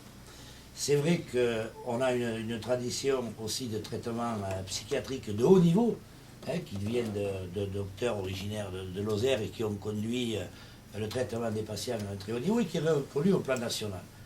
En ce qui concerne ces 2 sujets, eh bien là aussi il faut faire entendre notre voix à Paris. Et il y a beaucoup de rapports qui sont faits à l'heure actuelle par des éminents scientifiques et dont le ministère de la Santé se sert le plus souvent en disant qu'il faut des microstructures, des toutes petites structures. J'ai assisté récemment à une plaidoirie d'un collègue sénateur qui n'était pas de mon banc dans l'hémicycle. Je suis allé le rejoindre après pour lui dire ce que tu décris, c'est complètement la problématique de la Lozère. En fait, on a des structures qui ne sont pas de toute petite taille, mais on a un savoir-faire très fort. Donc moi, je crois que le dossier, en ce qui concerne notamment le problème du handicap, bien sûr, il faut innover, mais on a un vrai savoir-faire et il faut savoir refuser les contre-vérités aussi. Ce sera difficile, mais le combat, il faut le mener. Sur la santé publique elle-même, l'hôpital public, juste pour donner un ordre d'idée, c'est 35 millions d'euros l'hôpital demande de budget. C'est 800 emplois. c'est un déficit cette année de 600 000 euros. Donc c'est un déficit qui est micrométrique. Donc on s'est adapté, on a fait des efforts, on a investi, bon, on vient d'installer une unité de dialyse, on va installer certainement un IRM, on a reçu il n'y a pas longtemps Madame Austin, mais cet hôpital général, dont je dirige le conseil d'administration, le conseil de surveillance, il s'intègre dans un réseau d'hôpitaux locaux, celui de Florac, celui de Langogne, celui de Seychelles, celui de Marvejols. Et il faut plaider ça en même temps, parce qu'on a besoin d'un réseau de soins, d'un réseau de santé. Et bien sûr que la clinique privée est un élément, la clinique privée de Marvejols. Mutualiste. Privé mutualiste, voilà, c'est pareil, quoi. C'est pas un hôpital public. C'est un élément avec 80 ou 90 emplois. Et donc, il faut trouver une stratégie pour que ce soit gagnant-gagnant avec l'hôpital de Mende. Il faut jouer les complémentarités et il faut lui trouver une voie. Bien sûr, j'ai plaidé au Sénat l'hélicoptère à l'année parce que je crois qu'on n'a pas le droit de mourir plus facilement en Lozère qu'ailleurs. Alors certains me disent que ce n'est pas possible. Moi je dis si, haut et fort, c'est possible, c'est un droit et c'est un dû. On plaide une cause juste, il est normal qu'on y croit. Ensuite, sur les jeunes médecins, je pense que quand ils se seront embêtés un bon moment en ville, à ne pas gagner leur croûte avec les problèmes de la ville, je pense qu'ils sont intelligents, les jeunes médecins, et que dans l'avenir, ils reviendront vers nos zones rurales. En plus, je suis partisan de mesures d'ordre national, les obligeant, dans leurs premières années, à servir les territoires où il y a le plus de besoins. Et donc, ce problème de la santé, c'est comme l'ensemble des autres problèmes, c'est une attention permanente au chevet de la Lozère, à Paris, en ce qui nous concerne aujourd'hui, au Sénat, pour être vigilant sur tous les sujets de la santé en Lozère. Je voudrais 30 secondes, même pas 10 secondes, vous dire, M. Bertrand, qu'au Front National, nous sommes contre la rentabilité des établissements hospitaliers. La maladie ne doit pas être rentable. Bien entendu. Ceci dit, nous arrivons Merci. au terme de notre rencontre avec un dernier dossier, et un dossier, Dieu sait s'il est important pour aujourd'hui et pour le futur, c'est celui du désenclavement, Jean-Marc. Alors, bien sûr, la Lozère joue la carte des nouvelles technologies, des efforts sont faits par la région, par le département, dans le domaine du haut débit et du très haut débit, mais en même temps, il y a encore des Lozériens qui n'ont pas accès à la téléphonie mobile. Le département, le désenclavement passe aussi, bien sûr, par le maintien du réseau ferroviaire et par l'amélioration du réseau routier, et à cet égard, c'est le devenir de la RN 88 qui alimente les débats depuis 1993, depuis le fameux comité interministériel d'aménagement du territoire qui avait eu lieu à Mende.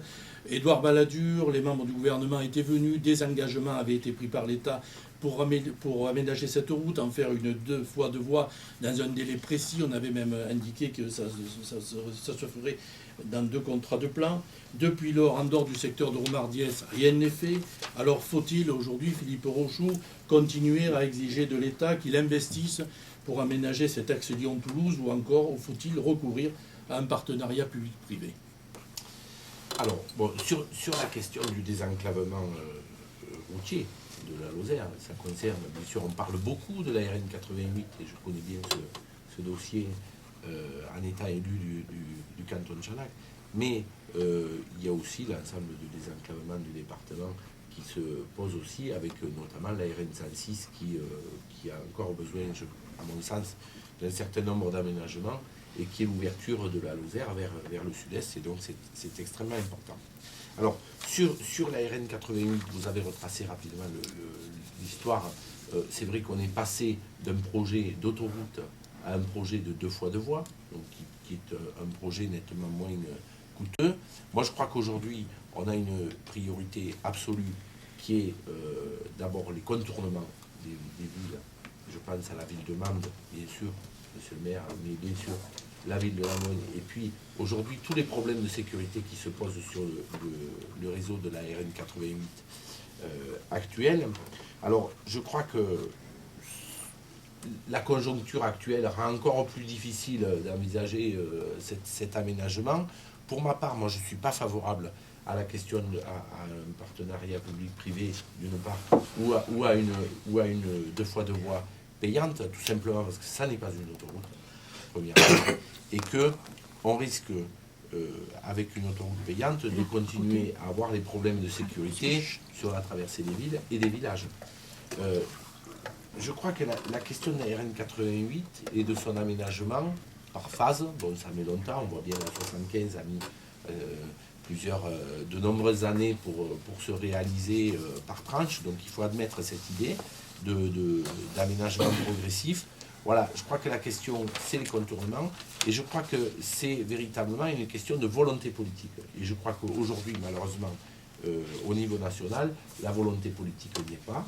Moi, ce que je regrette, c'est que Laurent Wauquiez, maire du Puy, aujourd'hui membre du gouvernement, ne se soit pas impliqué au sein du syndicat mixte de promotion de l'axe Toulouse-Lyon. C'est un syndicat mixte qui existe depuis longtemps et qui travaille et qui a mené beaucoup d'études et qui a beaucoup travaillé sur la question de l'aménagement de la RN 88 à 2 fois 2 voies. Et je crois que l'absence d'investissement de la part du maire du Puy, Laurent Wauquiez, sur ce dossier illustre parfaitement l'absence de volonté politique pour poursuivre ce travail. Je veux parler bien sûr du désenclavement numérique et téléphonique, parce que vous avez dit à juste titre qu'aujourd'hui, un certain nombre de zones du département de la Lozère ne sont toujours pas couvertes en téléphonie mobile, ou sont considérées comme couvertes avec un seul opérateur. Donc je crois qu'il y a un vrai problème aujourd'hui qui se pose en termes de téléphonie mobile. Alors là, encore une fois, je trouve qu'il est complètement anormal que ce soit les contribuables de la région et du département qui est en charge d'un certain nombre de choses pour ce désenclavement, pour cette couverture en téléphonie mobile. Bon, c'est ça ou rien, donc c'est vrai qu'on est bien obligé d'y passer, mais je trouve que ça n'est pas du tout normal. Simplement, la téléphonie mobile comme Internet aujourd'hui, c'est un élément indispensable pour le développement du territoire.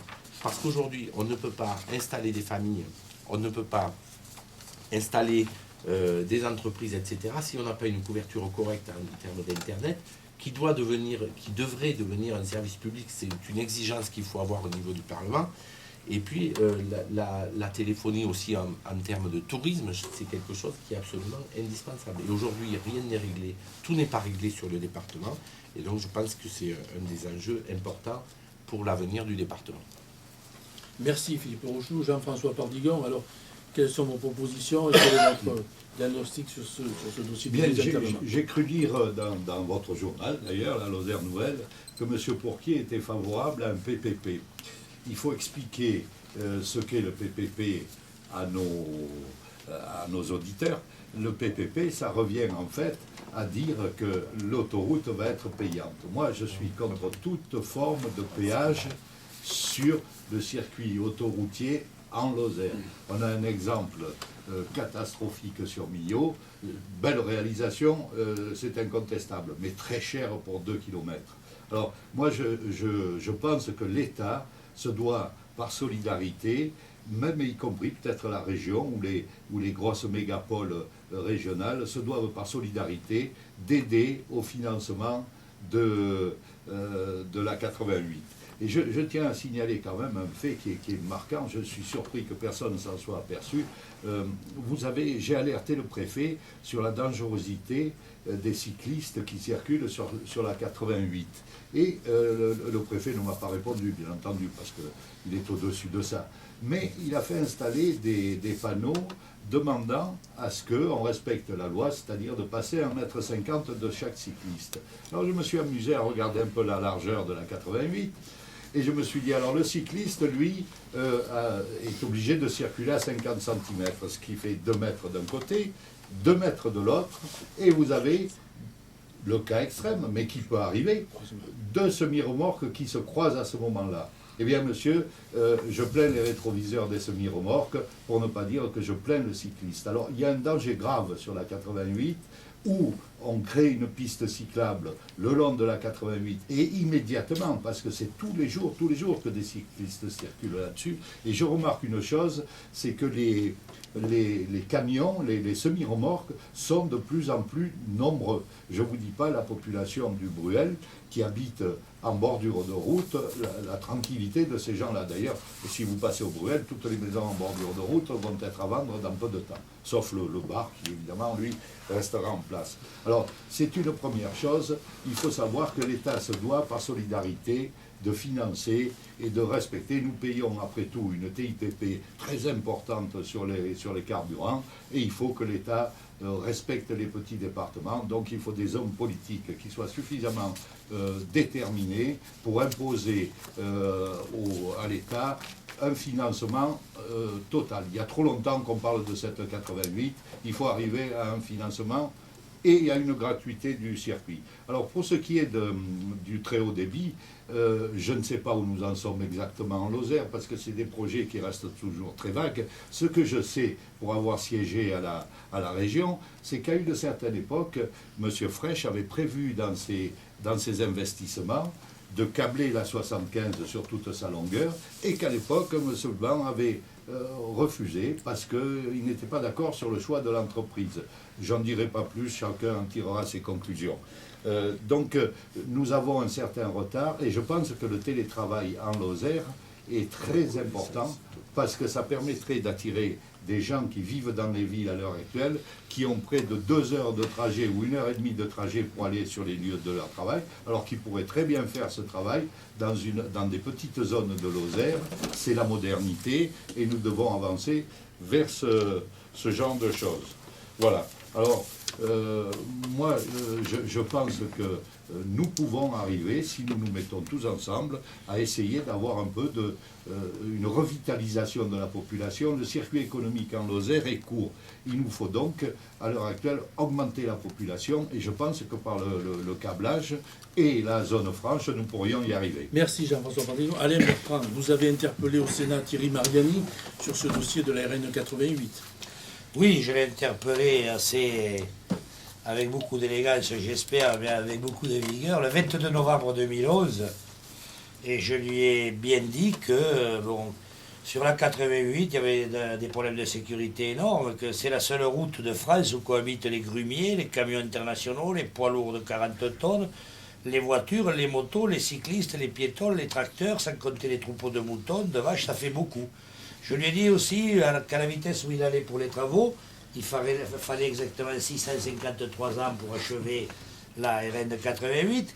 Et surtout, je lui ai dit que nous ne lui avons pas demandé, nous ne lui avions pas demandé de venir en 93. C'est pas lui qui est venu, c'était un gouvernement précédent, faire des promesses. À partir du moment où la promesse est faite, c'est une question de solidarité nationale.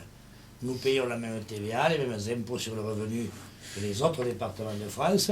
Nous sommes certes le plus petit, mais l'État doit tenir ses engagements. Et il s'agit bien d'une 2 fois 2 voies non payante, bien entendu. Ça n'aurait aucun sens sinon d'aménagement du territoire. Tout le reste n'est que pure politique. Quand ses propres amis ne sont pas capables de tenir leurs engagements, on trouve un moyen pour les dédouaner. Ce n'est pas une bonne chose pour la Lozère. Il faut sur ce dossier être capable de rallier à notre cause un grand nombre de députés et de sénateurs pour le faire avancer, comme a su le faire avancer le maire du Puy-en-Velay. Voilà. Moi j'ai demandé à M. Mariani, j'ai dit on vous reproche rien, mais y a-t-il d'autres travaux en France pour le moment? Et je les lui ai cités à partir du ministère de l'Environnement, la 35 en Alsace, la 122 en Auvergne, la RN 12, la RN 26 en Basse-Normandie, la RN 7, la 38, la 39, la 81, la RN 24, la 136, la 164, la 4, la 19, la 31. Donc je lui ai dit, ce qu'on vous reproche, c'est qu'il y en a partout des travaux, sauf en Lozère. Donc nous, la RN 88, c'est déterminant. Vous savez que ça se rajoute au fait qu'on a fait passer la 75, pas complètement au bon endroit, puisqu'elle est complètement éloignée de la préfecture de la Lozère, et que ça porte préjudice à l'ensemble des 185 communes lozériennes. Donc il faut que l'État tienne ses promesses. Je l'ai dit au ministre, pour aller à Montpellier, aller-retour en train, c'est 8 heures, à Paris c'est 18 heures. On ne peut pas développer le département comme ça. La République doit être solidaire de la Lozère. Le très haut débit et le haut débit ne produiront pas de conditions discriminantes pour la Lozère, puisque dans le même temps, l'ensemble des autres départements seront servis. Nous n'avons pas d'avance, nous avons même des retards. Quant à la téléphonie mobile, il suffit, comme nous le faisons tous, de parcourir les 185 communes pour se rendre compte que malgré les déclarations, eh bien le travail n'est pas fait. Cela passe à peine 50% du temps. Et nous ne donnons pas donc les conditions normales aux Lozériens et aux gens qui veulent entreprendre en Lozère. Donc sur la 88, gratuité, route d'aménagement du territoire, il n'est pas question d'être sur la gratuité de la Canour à Saint-Gély et d'être sur un paiement demande à la 75 ni demande à l'Angogne, et simplement avoir une voix forte pour demander au Sénat et après à l'Assemblée que l'État tienne ses engagements. C'est un minimum. Merci Alain Bertrand. Jean-Paul Pourquier, vous vous battez pour la RN 88. Lors du dernier salon d'agriculture, vous avez rencontré Thierry Mariani. Vous êtes favorable à ce partenariat public-privé pour sortir de l'impasse actuelle? Alors, on peut commencer par parler 88 si vous voulez, puisque on parlera aussi des enclavements numériques. Ça me paraît quand même très important pour ce territoire. Sur la RN 88, c'est un enjeu essentiel pour la Lozère, et si on veut rétablir un équilibre entre l'Est et l'Ouest de développement, bien sûr qu'il faut y arriver. Alors, moi, je veux bien entendre tout ce que vous dites. D'abord, dire au passage que ce n'est pas un partenaire public-privé, mais c'est une concession qui a été imaginée dans le cadre d'une étude que j'ai faite faire dans le syndicat mixte que je préside, Lyon-Toulouse, où toutes les collectivités sont représentées et qui m'ont donné leur aval pour conduire cette étude. Pas le président qui l'a décidé tout seul. Étude très complète pour imaginer une alternative au seul financement de l'État sur la construction de cette autoroute. Bien, donc cette étude montré qu'elle était tout à fait réaliste, tout à fait crédible. Reste en a fini un certain nombre de contours. J'ai porté récemment en complément d'études au ministre Mariani lors des salons de l'agriculture, c'est vrai, pour qu'elle soit étudiée. Et il s'est montré très intéressé, a promis de le faire expertiser. Je peux dire au passage que le ministre Laurent Wauquiez avait envoyé un message le jour même à M. Mariani pour lui dire qu'il était tout à fait favorable à cette étude. Alors, pour les élections, entendre tout ce qu'on veut. Mais dire qu'aujourd'hui cette autoroute doit être gratuite. Moi, je peux me satisfaire. Je peux vous dire comme vous. J'espère bien. Il faut oui, c'est le minimum. Parce que l'État l'a promis, il faut qu'elle soit gratuite. Et c'est un leurre total. Ah bon? C'est un leurre total. Enfin, comment pouvez-vous imaginer aujourd'hui que l'État va pouvoir financer entre le Puy et la 75 1,7 milliard d'euros? Parce que je Alors paye que, non mais monsieur TICP. Pardigon, je ne vous ai pas Ça, coupé. c'est Alors vrai. que, pour financer le raccordement, viaduc de Rieux-Croix-Amande à la 88, 27 millions d'euros. On nous demande aux collectivités d'en financer 60%.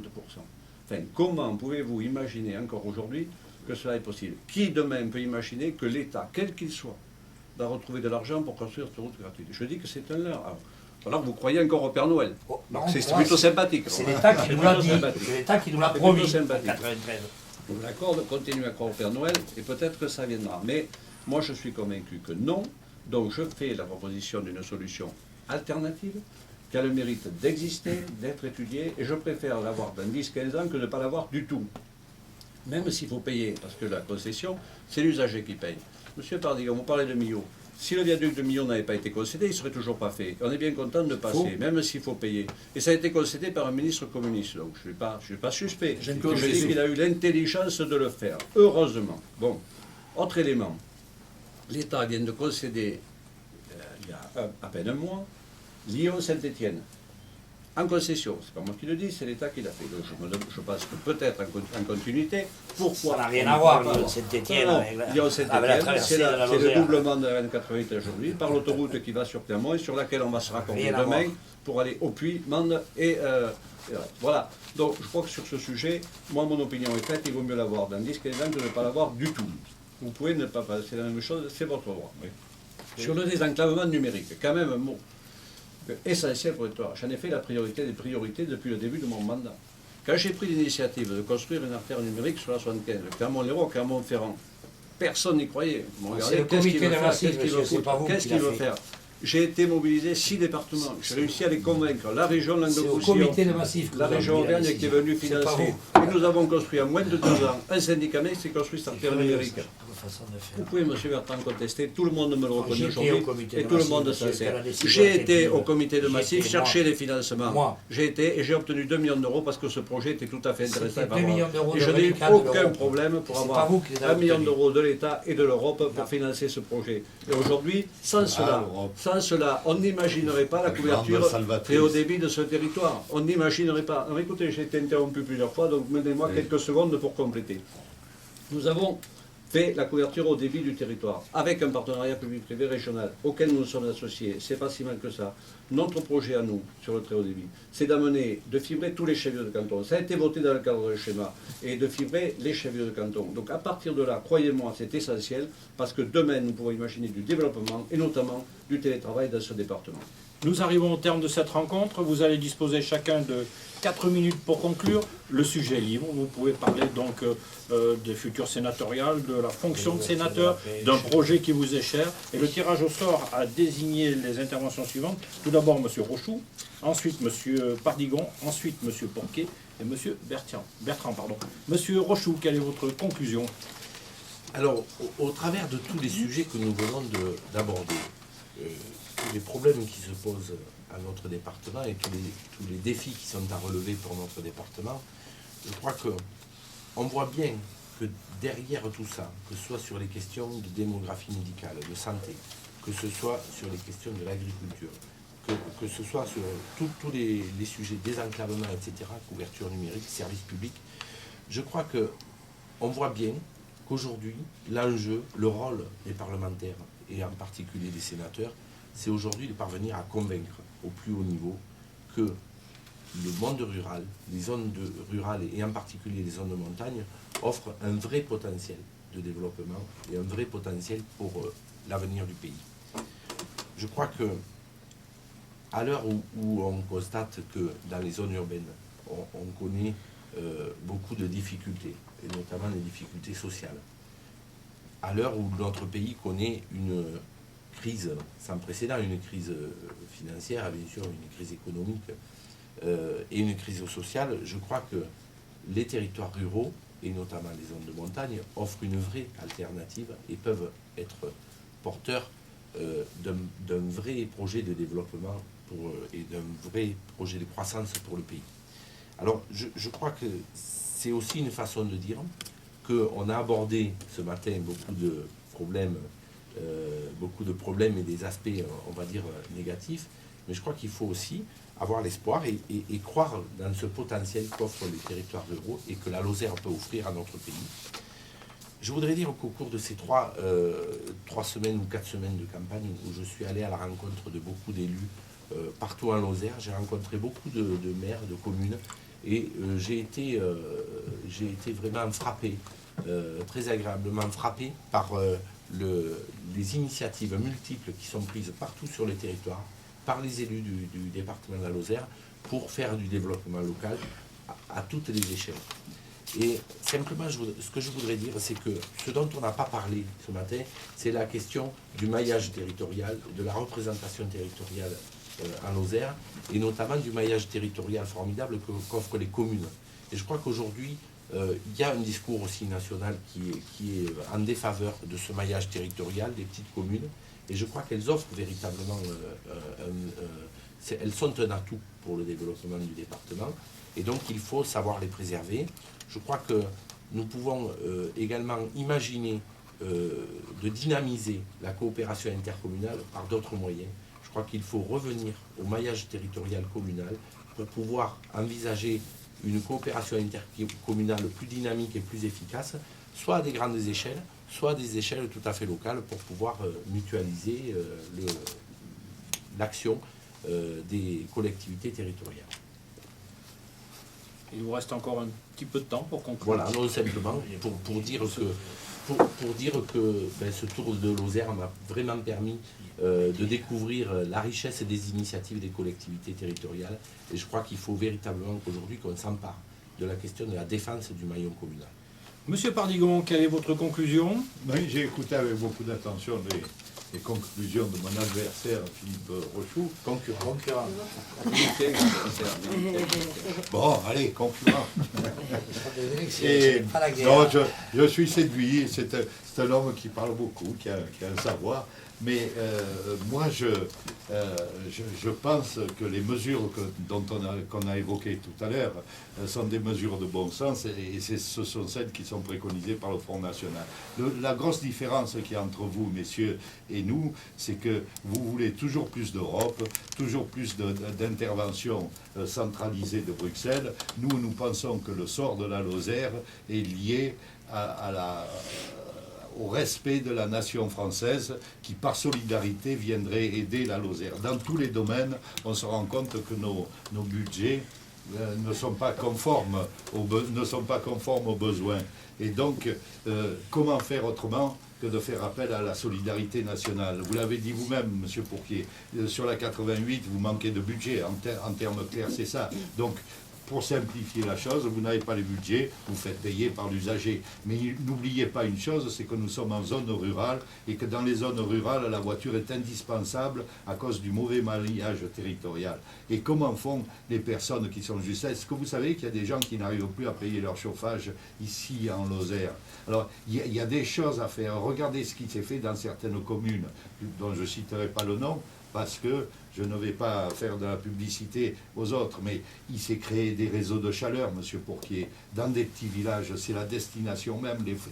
Les communes ont des forêts domaniales. Pourquoi ne pas exploiter ce bois? Je vois des centaines de semi-remorques descendre à bas coût dans une usine de papeterie du côté de Tarascon. Pourquoi ne pas utiliser ce bois pour faire des réseaux de chaleur qui, en même temps, permettraient de produire de l'électricité? C'est une destination fondamentale de la Lozère, ça. C'est là-dessus qu'on peut jouer. Et par ailleurs, vous pourriez avoir des faibles coûts de chauffage par rapport à des gens qui, à l'heure actuelle, souffrent. Tout le monde sait que le fioul est condamné. Les gens qui ont du fioul, à l'heure actuelle, n'arrivent plus à payer leur chauffage. Par ailleurs, je vous signale que nous préconisons, nous, une baisse des tarifs de 5% d'électricité et 5% sur le gaz et 5% sur l'eau. Parce que le problème de l'eau aussi devient insurmontable. Je reconnais que ce n'est pas facile de gérer un réseau d'eau, vu la pollution ambiante, vu tout ce qui se passe, mais il faut se mettre à la place des consommateurs aussi. Vous savez, nous sommes en train de créer une société où il y a de plus en plus de pauvres, et monsieur Pourquier, quelles que soient les responsabilités de chacun, tôt ou tard, c'est une situation qui se paye. Mettez-vous bien ça dans la tête, parce que les électeurs commencent à en avoir ras-le-bol de 30 ans de l'UMPS. Ils veulent maintenant des nouvelles têtes, ils veulent des gens du Front National. Et en plus, si c'est une femme qui est charmante, ma foi, pourquoi pas? De l'UMRDS. Voilà, c'est tout ce que j'avais à dire. Monsieur Pourquier, quelle est votre conclusion? Alors, moi aussi, j'ai fait cette campagne, rencontré tous les maires des départements, j'ai fait toutes les communes, j'ai beaucoup écouté, je n'ai pas pris parce qu'on apprend toujours dans ce genre de campagne. Moi, je dis que pour porter la voix de la Lozère à Paris, le sénateur doit avoir de l'expérience, de l'ambition, de la détermination et prendre des initiatives. On ne veut pas rester toujours dans le « il faut que »,« il y a qu'à », c'est la faute à l'État, c'est la faute à l'État. Bon. Et au travers de chaque thème que nous avons traité aujourd'hui, pour avoir démontré qu'à chaque fois, j'ai pu parler d'initiatives que j'ai prises en tant que président du Conseil général. Initiatives pour la Lozère et qui ont porté leurs fruits, qui sont là, qui existent et qui ont porté leurs fruits. Et j'assume l'ensemble de ces initiatives, y compris pour la 88, pour être d'accord, pas d'accord. J'assume totalement. Il me paraît important d'agir. Alors, moi, je m'inscris...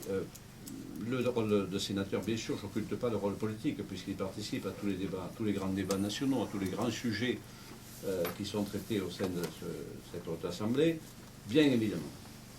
Mais il me paraît plus important le rôle de la défense du territoire, de la ruralité et des collectivités qu'il représente, puisque le sénateur est élu par les collectivités.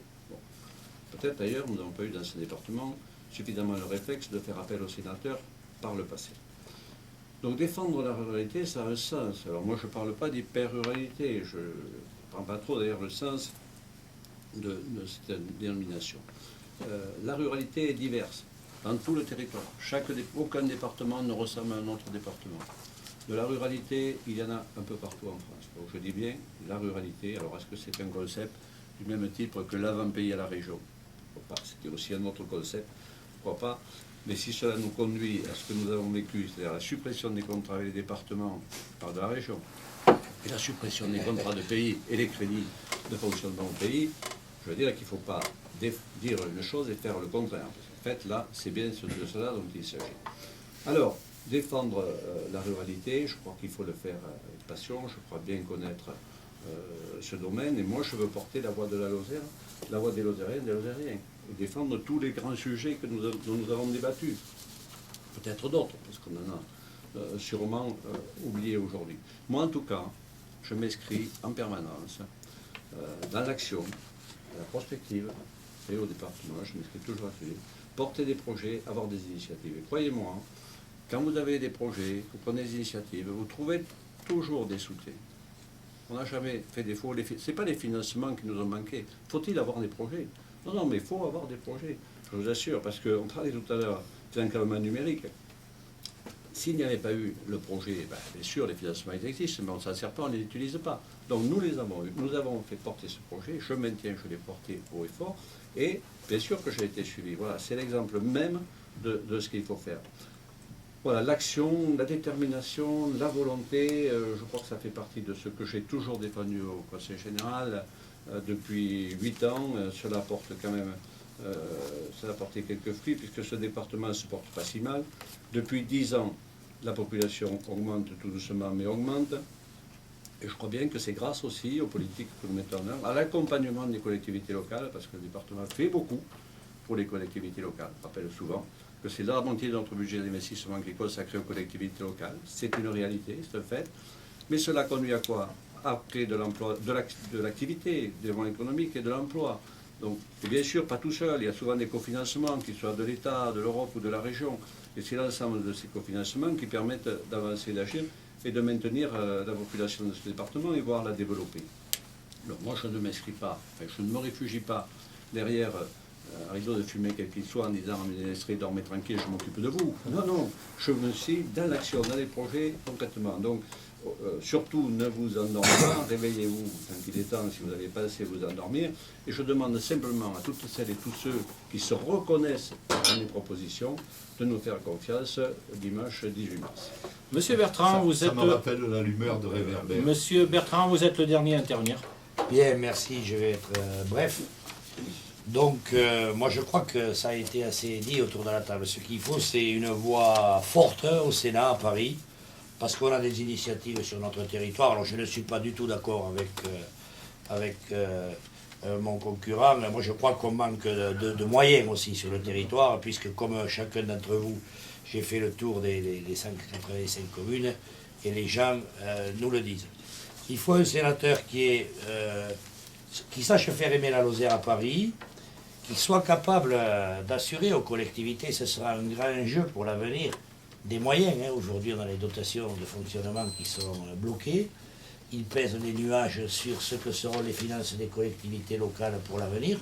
Je crois que le sénateur, là, il doit être intransigeant, comme il doit être intransigeant sur la réforme des collectivités territoriales. Il faut que ce sénateur soit capable de faire aimer la Lozère, de telle manière que la Lozère soit prise en compte et qu'elle puisse bénéficier de mesures spécifiques. Moi, personnellement, je suis par exemple pour un deuxième acte de la décentralisation, qui ne décentralise pas depuis Paris vers les capitales régionales, mais qui maintenant décentralise un peu les capitales régionales vers nos départements, parce que je trouve qu'à de bien des égards, nous avons été lésés. Je crois que le sénateur, il doit rassembler. Ça doit être une voix forte, mais il doit rassembler les 185 communes. Il ne doit pas critiquer, telle commune n'aurait pas bien fait ça ou pas bien fait ci. C'est un rassembleur. La Lozère est formidable. Il faut qu'il fasse gagner l'équipe Lozère, l'équipe des maires, l'équipe des 185 maires. Il faut qu'il veille à l'équilibre du nord au sud, de l'est à l'ouest, ce qui n'a pas toujours été fait, qu'il veille à un aménagement harmonieux du territoire et qu'il faut qu'il donne des moyens à nos ambitions. Moi, je crois que notre cause, elle est juste. Je crois que si on sait la faire partager dans tous les bancs, la ruralité et l'hyper-ruralité, on doit arriver à pouvoir dire à nos jeunes, sur vos investissements, on va vous aider. On doit pouvoir arriver à dire à nos gouvernements, sur les services publics, qu'il faut traiter la Lozère différemment. On doit arriver à avoir des actions sur l'investissement en matière de tourisme.